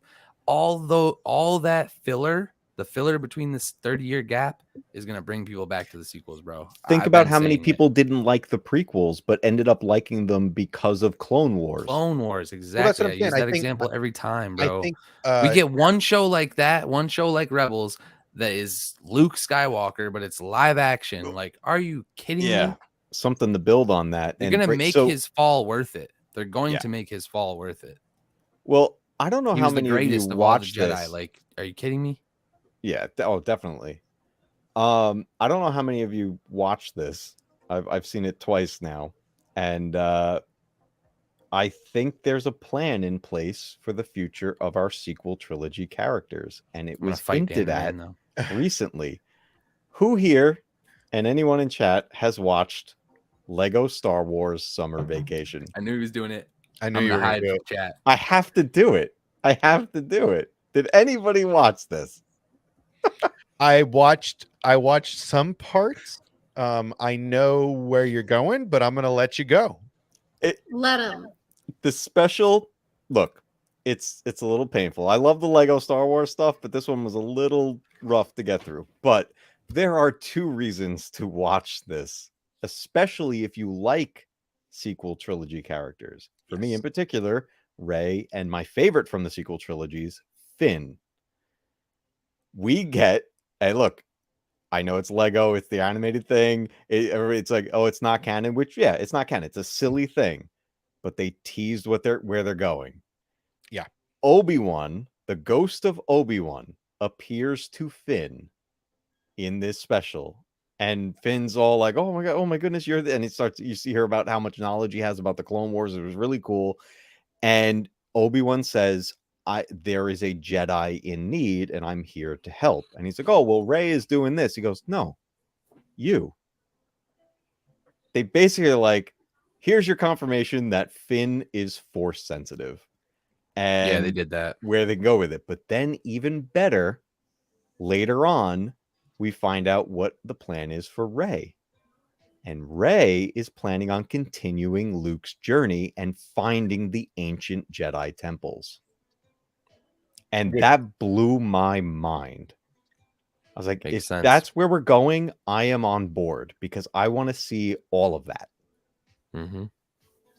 In a I think her little first, I think beyond the sequels, the first thing they should show us is her yellow lightsaber journey, and learning how to find her crystal, etc. Yeah, I'm hyped for that stuff, bro. Like, I need it now. I got excited now. I don't want. I know Andor's gonna be dope. We know how it ends. Like, give me the new stuff now. Damn it. Well, and if you look at, I mean, you know, so okay, let's see how. Sorry. Let's take the temperature in here for this. Did so yellow and blue make green, right? Mm-hmm. Yellow and blue make green. Mm-hmm. And yellow and green make what? A color I lighter- don't like. a vomit, right? Yeah. Vomit. You got one of them vomit sabers? What do blue and green make? Right? Here's my whole thing where I'm going with this is Okay. Yeah. what when you slow down Booger. I'm seeing all the colors. Just when you explain it to me like when I'm you 5. slow down when you slow down the footage of Rey igniting her saber, you see a green knew you and were a gonna blue say that. spark, right? You're Well, saying there's 2 yeah, I'm saying she took the crystals out of before she buried him. Leia and Luke's saber, or Leia and Anakin's saber, however you want to twist that cat, and put them in her lightsaber. God So damn, was that only son of a one bitch. end? Was that I'm only in. one end of her saber? We only saw one end of her saber. She didn't light the other end. So I think it ignites. It's gonna through be a both of them. staff, right? After Oh you my see her God. doing all the staff work, it's gonna be a dual-bladed saber, right? I mean, that's a no-brainer. But green and blue and green turns yellow. Someday they're gonna explain the science behind this shit. They need to. I mean, yellow and blue make green. I would have been like, so, but Dude, you need the clip from Anchorman. It's science. Yeah. Or Or Breaking Bad. Yeah. Yes, science.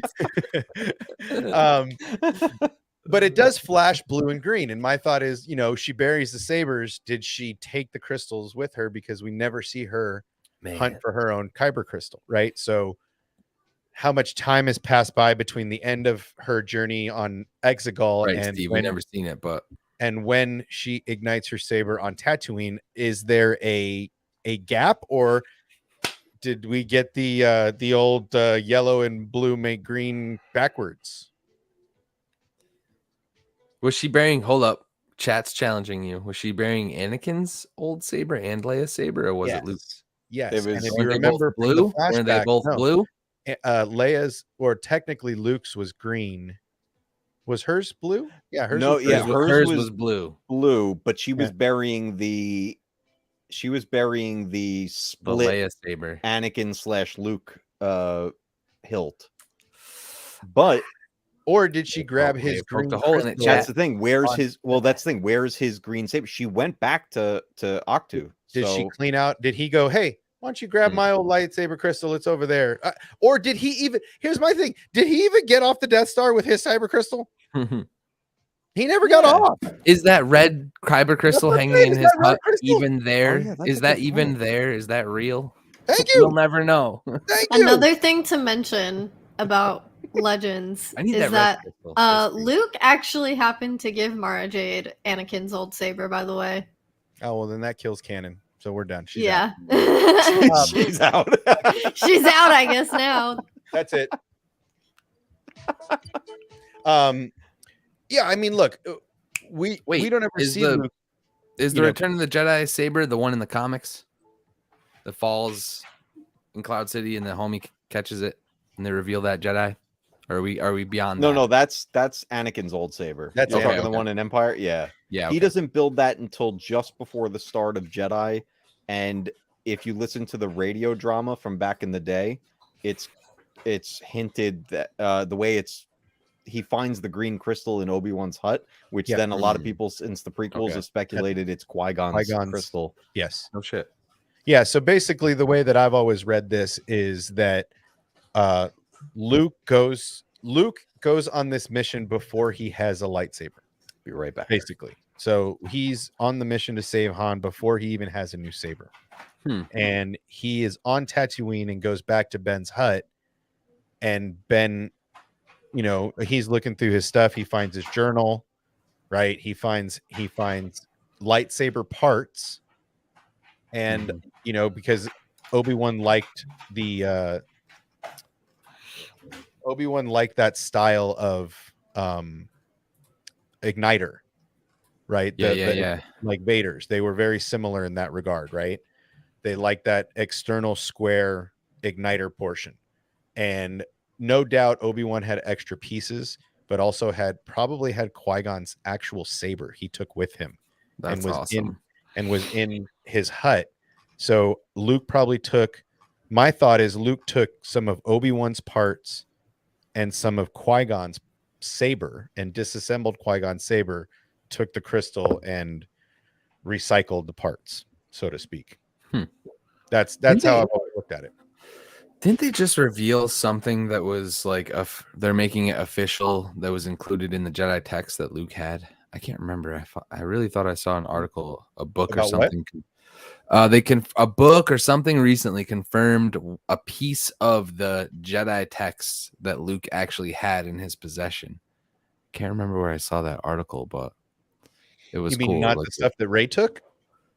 well, no, yes, included in that. And I don't know if it was that Shadows of the Sith book, but it was either a holocron or a book he found maybe on Exegol too. I can't remember, but I have to look that up right now because it's bothering me. But yeah, see, so this is connecting this stuff. This is something that makes me curious here is Luke has his saber during Mandalorian. He has his green OG himself made Return of the Jedi saber. I don't remember him grabbing that on his way out of the Death Star. That's just me. Right. I'm just saying, did he just grab that shit on the way out? Like, and that's it? And Hold on. Gosh dang it. I know I'm going to go on my rant again, but hold on. Actually, here we go. If you think about it, I'm sorry. I do not want to do this again, but I'm thinking about like how they could tie certain things in that us like super detail oriented Star Wars fans are like, because if you think about it, I don't know where she was exactly at the time that Palpatine died, but Palpatine reached out to her using the Force to tell her that Luke was the one that killed him. So if you think maybe at some point she was there and you know, obviously she goes hunting down Luke, what if they show that as like a way like they meet? She's like, "Are you looking for this?" You know? What if she is yo, I don't know your thoughts on this, but what if she's part of Palpatine's contingency and we see him actually reach out to her and then she's supposed to somehow save his existence or assist him in not dying somehow? I don't know how that's it works. That's what I'm saying. Like they could because like in Legends, he shows her like a vision where Luke is the one killing him rather than Vader being the one to do it. So so you're saying Mara Jade goes back to the Death Star that's what I'm saying. I don't know where now in the ocean that is now in the ocean of some planet near Endor, and basically goes back and doesn't find the holocrons.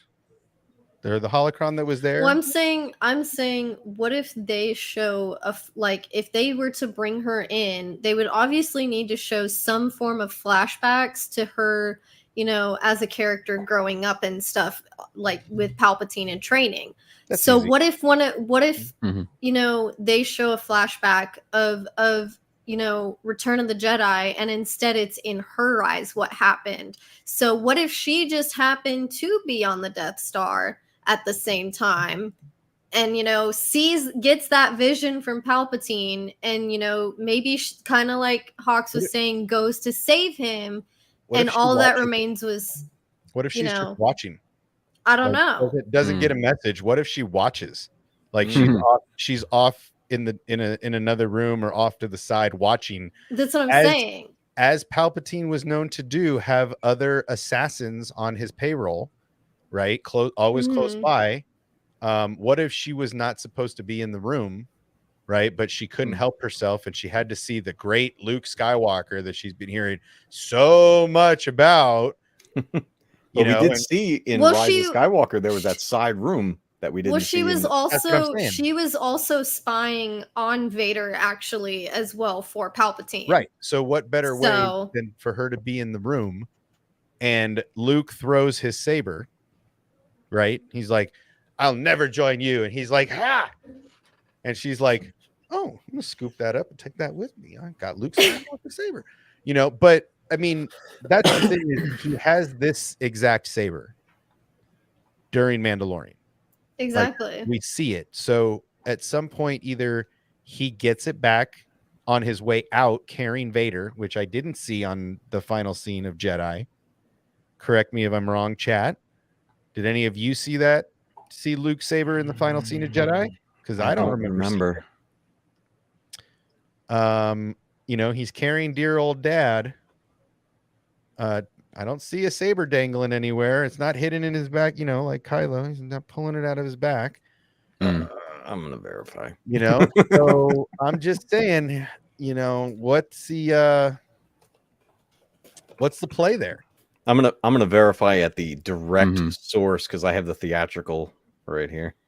I mean, it seems to me like you're not in the times even after the Empire.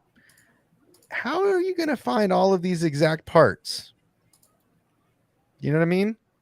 Like that was Luke's saber from the build on Tatooine from Return of the Jedi.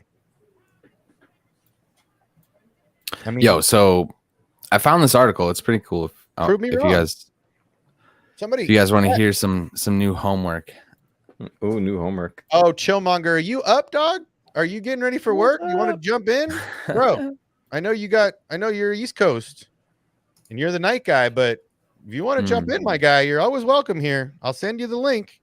I do not see it on Luke at all. I know. I already knew the answer. And you know what? Actually, you know what you do see? The loop where it would go. So I'm just saying, I'm not trying to ruin anybody's day. But does he have it at the burning?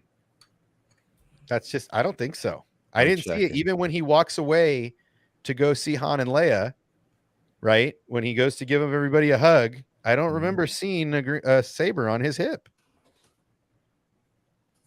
I'm just saying it's on his belt during the celebration on Endor. I need receipts, guys. I'm checking right now. I'm at the burning at the pyre. It's hard to see because it's a silhouette. But now I'm heading into the Ewoks with some yub nub action. Ooh. Everybody's got the movie pulled up right now, going frame by frame. I know, for real. Everybody I'm just like, all right, you nerds, tell me the answer. He has it. He has it. I want everybody in the Ewok village. I want everybody involved. He what? He has it in the Ewok village. He has it in the Ewok as he village. Walks up and hugs Leia. It's swinging from his hip. Okay, so he force grabs it on his way out. Him and dear old dad. He's hucking a 4,000-pound Vader, right? Little ass, tiny Luke Skywalker is carrying heavy ass Vader. Yeah, all the way. He is just floating him out of there. What are you talking about? Why didn't he float him out of there? He's just like, why didn't he do what Luke did with Baby Yoda, with Grogu? He's walking along. He's like lifting him up. Come on, little guy. Here we go. A little more. Okay, over the next rock. Why is he chilling and carrying dear old dad? Yeah, he's got the empty loop when he's carrying Vader. And then when he walks up to the Ewok village, I mean, at that point, do you grab it? You grab it and you throw it in the ship, right? I mean, you're carrying dad. Yeah. All right. Let's see. We're going to look here. Okay. So he doesn't have it Force Ghost moment, right? He doesn't have it when he's burning dad. Yeah. Well, I can't tell because it's just his silhouette.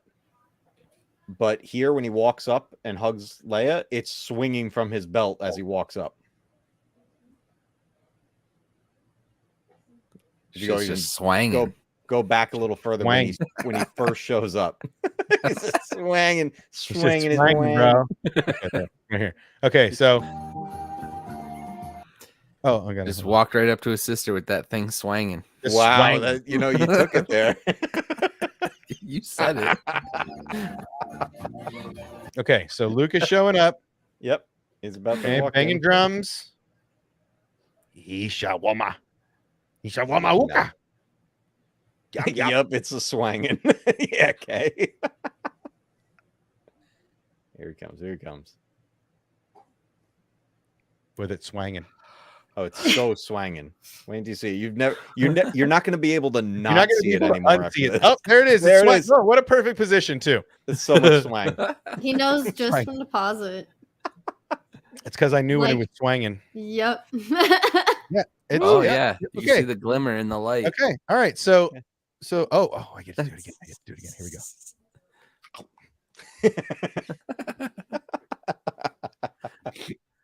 Okay, so there you go. Like No, that. that Okay, was- so now I'm gonna do a video on this. Now you've got. I mean, that's a big. Yeah, point. that boy Steve. He's doing a video on that thing swinging. I'm Yeah. doing. Oh, Yeah, man, I'm you gonna need call to- it. that He you I'm put gonna just that in the got title. back to that. I'm gonna call it that thing swinging. That's what the video is gonna be called, and then it's gonna be Luke's lightsaber. All right. Yep, I'm gonna do it. Don't nobody scoop. Don't nobody scoop my scoop. Okay, I'm swinging. Nobody wants to scoop that. Nobody scoop. wants to scoop that scoop. I will still say that it doesn't take away from the fact that still in the sequels that when Rey and Ben were fighting in the Rise of Skywalker, they both had blue sabers. So I still keep my point of Luke still giving his old saber to Mara Jade. I mean, look, it's my point for that whole thing was more of you know, why was there a yellow and green spark in that lightsaber? Right. More of like where I was going with it. I think it could still work. It's just something we didn't see yet. It could be. I mean, there's no timeline as to when she went to Tatooine. That could have been 6 months later for all we know. She could have found a temple, gotten a kyber crystal, you know, maybe she found, you know, goes back and is sifting through space on Ilum, you know, and on the exploded Ilum that is Starkiller base. The people that were calling her Mary Sue before, she's literally one now. She has all the Jedi text. She's got all this knowledge. She's just gonna go nom nom nom nom nom. She's but you know what? Eat up all that knowledge. To that point, though, with what they hinted at in the Lego Star Wars thing, her going to seek out the temples and start a new order. Honestly, who better at this point? Yeah. Well, and you have to think also, because, like, you know, as disappointing as it was to not see Finn have, you know, the character development, you know, he should have, with, you know, him becoming a Jedi as well. It would be kind of cool to see, you know, what happens in the future. Yeah. And I would I would very much like to see them come back and do that and do it right. Yeah. Yeah. Homie didn't die. Like, he's still here, guys. Yeah, he's still around. Like he still here. exists. Who? And you have to think Grogu by that point, you know. Or was it FN? FN. Yeah, I don't know. FN 2187.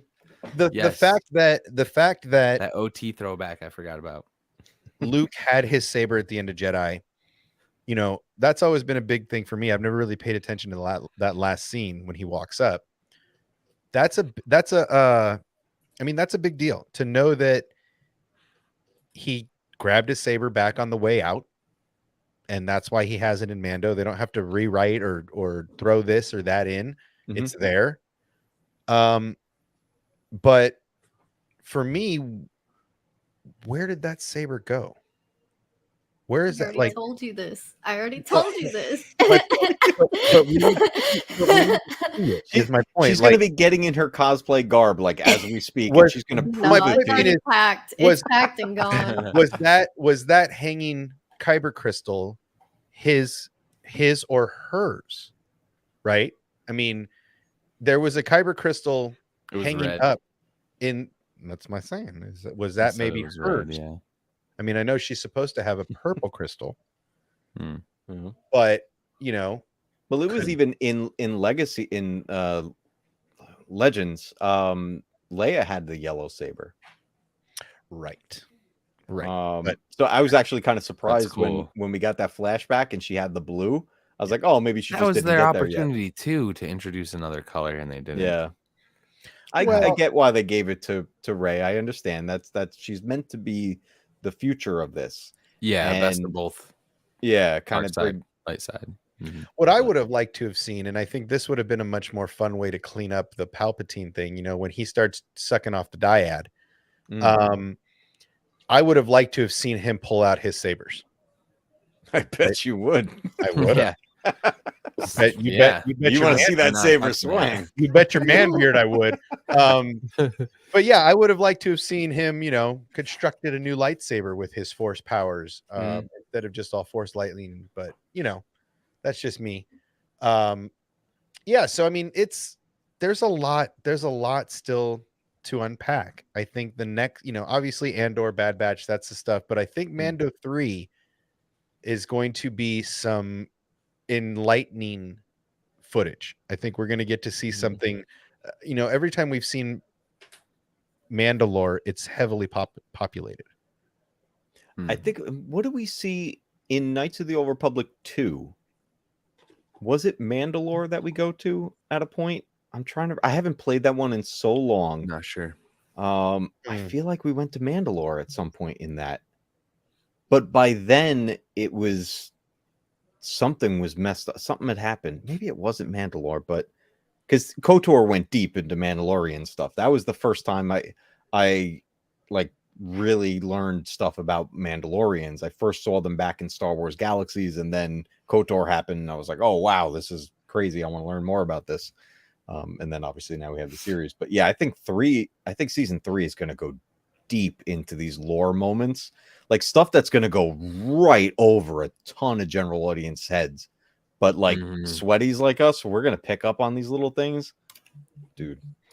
Well, yeah, I mean, look, the fact that the throne room is still there, right? The fact that they're walking through the throne room and it's empty. The fact that you're going to watch them fly in to an empty Sindari. These are really weird things to see. And I think that, this whole battle for the Darksaber, I think it's still really volatile. I think Bo still wants it. Oh yeah.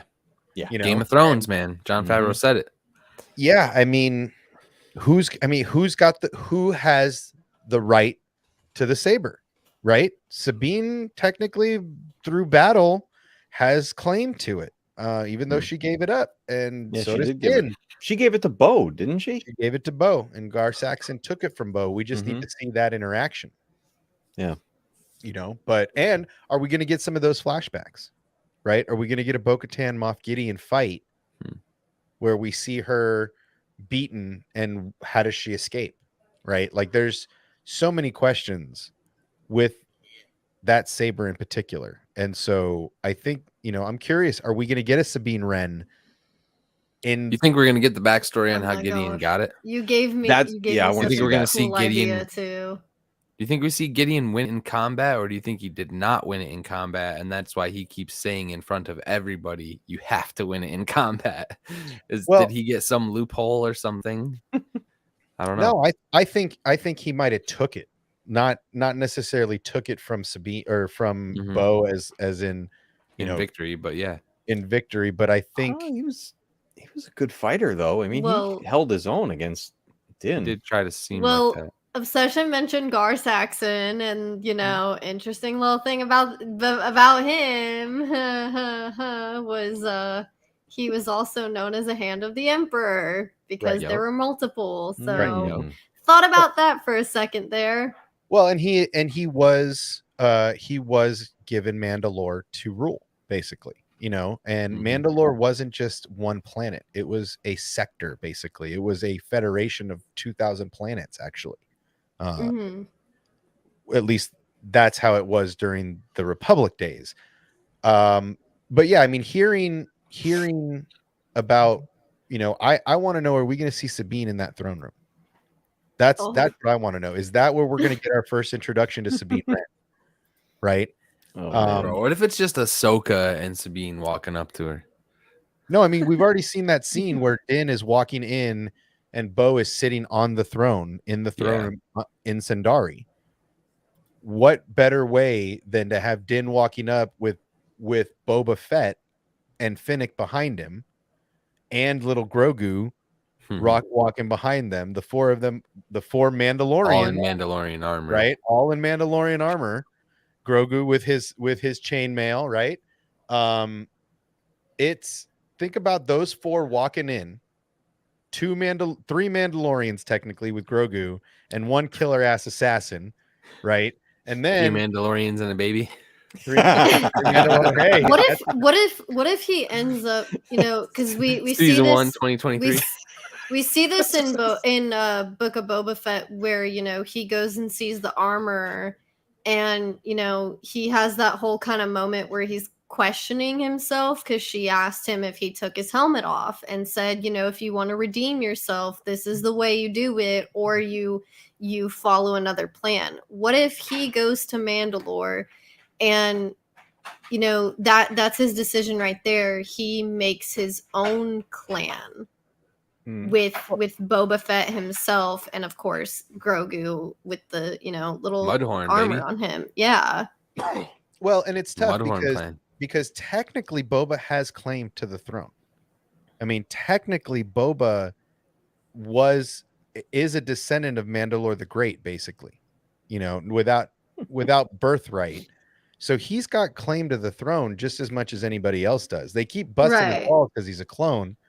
But he technically has claimed. I mean, there's 4 people sitting there that have claim to that throne in that room alone. You got Din, Bo, and Boba, and then technically Sabine, because she is kind of the old school ruler of that device. So I mean, we Star Wars Game of Thrones going Star on Wars here. Game of Thrones, and it's gonna. I hope it gets weird. I hope it gets real weird. I mean, fight to the death. Like real weird. Don't fall in love with everybody. Exactly. Like, oh boy, that don't weird. Fall huh? in love with any character. Right. There's going to be a lot of swanging. We're establishing. Yeah, they're gonna be swanging things. I mean, look, man. I've said At it. each I've other. said it from the beginning. Bo-Katan is so ruthless that at the end of this, I could see her Jon Snowing Din Djarin at the end, like straight up. Just in the back, just in the side, like, hey, good job, and just a vibro blade right to his gut, like taking the throne, because that's the Mandalorian way. And the twisted thing is, she's always been kind of cutthroat. But I mean, her sister, like, she's been through some shit, dude. Watching all because she didn't have control, and it was all because she wasn't in control. We also still you also have to think there's been some kind of time jump from the finale for Mando season 2 versus Book of Boba Fett. So we didn't even get to see the interaction that happened after Luke shows up and takes Grogu. We just immediately jump to Book of Boba Fett, where he obviously still has the Darksaber, but at what cost? Like what would have happened between them? Things got awkward on that bridge. Yeah, I think at the end it's like, okay, I'll see you when I see you, right? Like, he didn't go with Bo. He went back on the hunt. Yeah.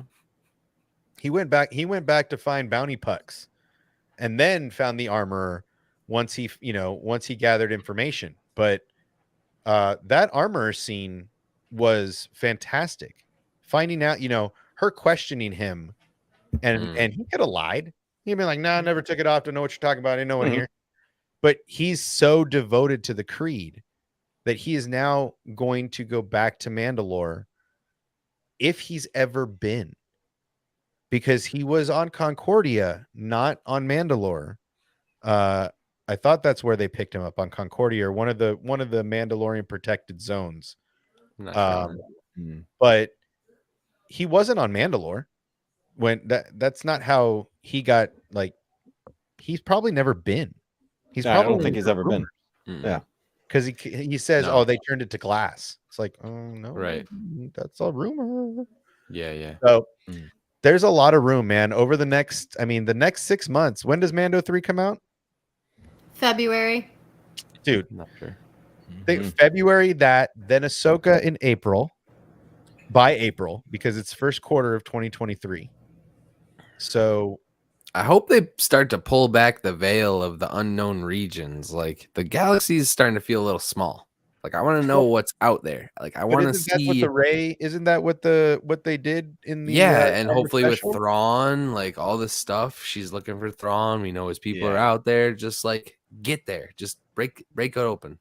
That's the thing. Bringing Thrawn in is that gateway to going down that path, because he's all about the outer reaches where people don't know what's going on out there, but the Chiss know.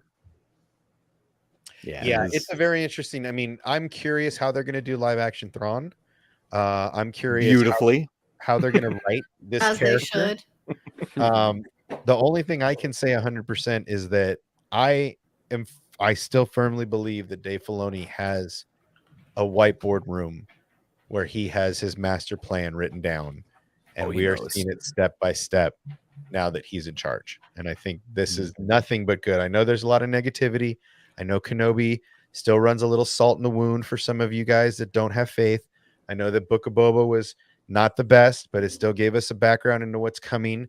You know, I know there's a lot of negativity surrounding the space that is Star Wars, but I am firmly believing that on September 21st, we are going to start getting some really, really deep story, some great lore, and hopefully D23 is close, man. We could get some cool announcements. So potentially another trailer for Survivor. There's a lot of stuff coming on the back half of the year that I think we should be hopeful for and not let our negativity get the best of us. So your hair grows in the back of the tank? It's constantly healing. Yes. You were saying that was Starkiller. Didn't he have like a buzz tat? He said homie's got long hair. I mean, if How you're long has stuck he been in a in there? back to tank for 30 years, wouldn't you? Someone get in there and like trim the nails just in case. Because what the rebellion? So what the rebellion? The Empire lasted. I'm down. I love that theory. I want to know who that is. The Empire lasted from the time Starkiller. So what? The Empire lasted 19 years. So if he wasn't dead and they dragged his body and put him in a back to tank, and then the rebellion started and they didn't, somebody got killed that put him away that forgot he was there. It's been a minimum. It's been a minimum of 25 years plus whatever's been added between Fallen Order and Survivor. How old do you think that person can be maximum? Starkiller? No, in the tank. In the tank? In the back to tank. Because hear me out. This is like a random line from High Republic, but Bacta was being introduced as technology in the High Republic. Just saying, this could be like, how long does a person stay in stasis in that type of situation unattended? We don't I don't know if it's infinite. Like, yeah, exactly. Well, we also don't know if he's unattended because that's true. Just because it's overgrown or whatever. Yeah, he could have just put himself in there recently.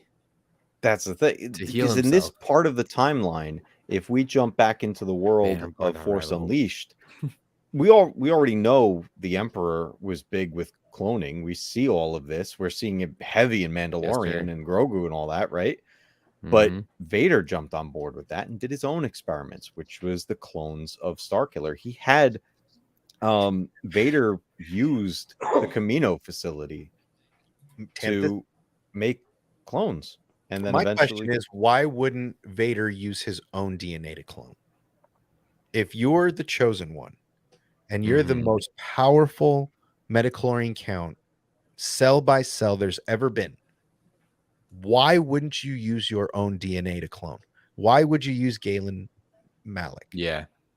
Right. That's always been a big thing for me is why wouldn't you want to duplicate yourself? Right. Why wouldn't you want to make your apprentice you? What better way to control something than yourself? Right. It's something that's always that weird with me. I get it. But I'm just. Also, just to kind of push back, rebuttal maybe a little bit, Vader did think he killed Anakin and thought he was better than him. So this literally could just be the Vader mindset, like, nah, dude. Very good point. Because he sees his own flaws. P-boy. That's a very good point. That's a very good point. And I mean, he mentions that in Kenobi as well. He's like, when he's talking to Kenobi himself, he's like, you didn't kill Anakin, I did. Because at that point, he wasn't Anakin anymore. He was truly Vader. And Galen was the child of two Jedi. So technically, did he have a higher metachlorine count? You know, he was clearly very powerful. He was clearly OP as fuck.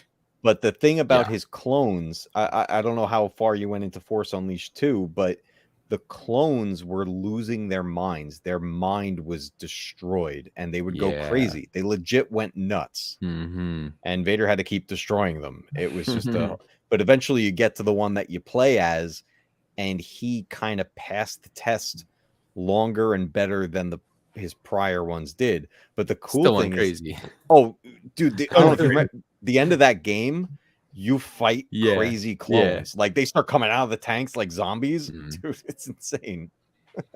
Yeah, it's just it seems like it would be, like I said, it seems like a fun play. I think Star Wars is holding a lot of cards close to the vest right now. Much like they did with the Luke reveal. I don't think they're letting us know what's really going on. They're giving us bits and pieces. But I think there's a lot more coming. I think it's a deeper well than we're really, again, we're playing blocks. We're playing choo-choo trains. We're playing cars. And he's playing 4D chess. He's on another level. Dave is on another level. And just watching the stuff I'm doing research on right now, Force Ghost video is coming out tomorrow. Nice. Going to put it together probably in the morning or after the playthrough, but Force Ghost video is coming. That one's going to blow your mind holes because this is OG content, and this is stuff that George Lucas created, people. So strap in. It's going to be put your parachutes on because you might want to jump ship when you hear how mind blowing this is. So, Lainey, what do you got going on? Let's get out of here. We've been at it 2 hours. Everybody's ass has to be as leathered and tired as mine right now. I've been in the seat for like 3 hours now. So, Lainey, what do you got coming up? What do you got? When are you streaming? What are you streaming? What do you got? Nothing for the next 2 weeks because I'm gonna be packing. So yeah, but in 2 weeks' time, I should be hopefully back to full-time streaming and podcasting and. Okay, so Lainey's stopping in everybody else's streams this next 2 weeks because her sister's going to be down. Copy that. Nice. Matt K, what do you got going on? Well, we'll be back to Way Back Wednesday next week. But something that a lot of people may not know, I went and did something silly, and I made a Matt Cave TikTok. So you can find me on TikTok now, which is, I don't know how you direct people to that, but it's it's an @ symbol at Matt Cave 35. You can find me over there. Go. Silly little shorts. Same symbols, same icons. Same icon, the whole thing, so it's recognizable. But if you like gaming tips, tricks, and hints, that's where I'm putting them. That's it. Hawks, I know we've been Fortniting like crazy. What else you got going on? Yeah, for real. Where's my invite? Wow. Yo, yeah, like I'm trying to do Fortnite a little bit more. But the games I'm playing on my channel are competitive and stressful. So if you want to come watch me lose my shit and get like legit angry about like rage and rage. True. There's a rage. game I'm playing right now. The Cycle Frontier is the first game that I've ever played that has now introduced cheater compensation. So there's such an issue. They've got an in-game system now that will detect cheating, and if their algorithm can determine you were killed by a cheater, you will get that gear back. So wow. That was patched yesterday. I'll be playing that this week. There you go. It's a new looter shooter style game. But yeah, it's pretty much what I'm doing over there. All right. Yeah, we're gonna be doing playthrough tomorrow, episode 2, Vader Immortal. So you're gonna watch me get to swing around and flail around in a little box. I am also gonna put that full playthrough without gameplay, full video, so you can watch me flailing my arms around only. It's gonna be super fun and awesome. Vader Immortal 2 Sunday, Vader Immortal episode 3. We're doing a Force Ghost video you should not miss. I highly recommend you check this out because this is gonna really screw you up if you hate the sequels, and if you hate specifically The Last Jedi. If you hate that, this is gonna really put your perspective in a blender. So I would get a mop and get some rags ready because your brains are going to be oozing out of your ears after this one. Catch the last one I just did, Disconnected. Disconnected was a great video about Force. And I missed one. I missed the one from Fallen Order. I'm going to admit it now. I missed it. It was Seer, also disconnected herself from the Force. Yes. Forgot her. I might have to re-add that video and maybe update it. We'll see. YouTube, just put that. I'll do an update. Honorable mention in the I'll do an update. Video. I'll be like update. Yeah. I'll do the flashes of the video and then put her section in, whatever. Oh yeah. But yeah, Disconnected, Force Ghost power level. You guys, mind holes are going to be blown. Yeah, and we're going to try to do more of this. We haven't gotten together in a while. There's been a lot of ish going on in the metaverse. So we haven't done this a lot, but we're going to do this more. We're not just going to do pick a night. We're going to do it randomly. So stick around.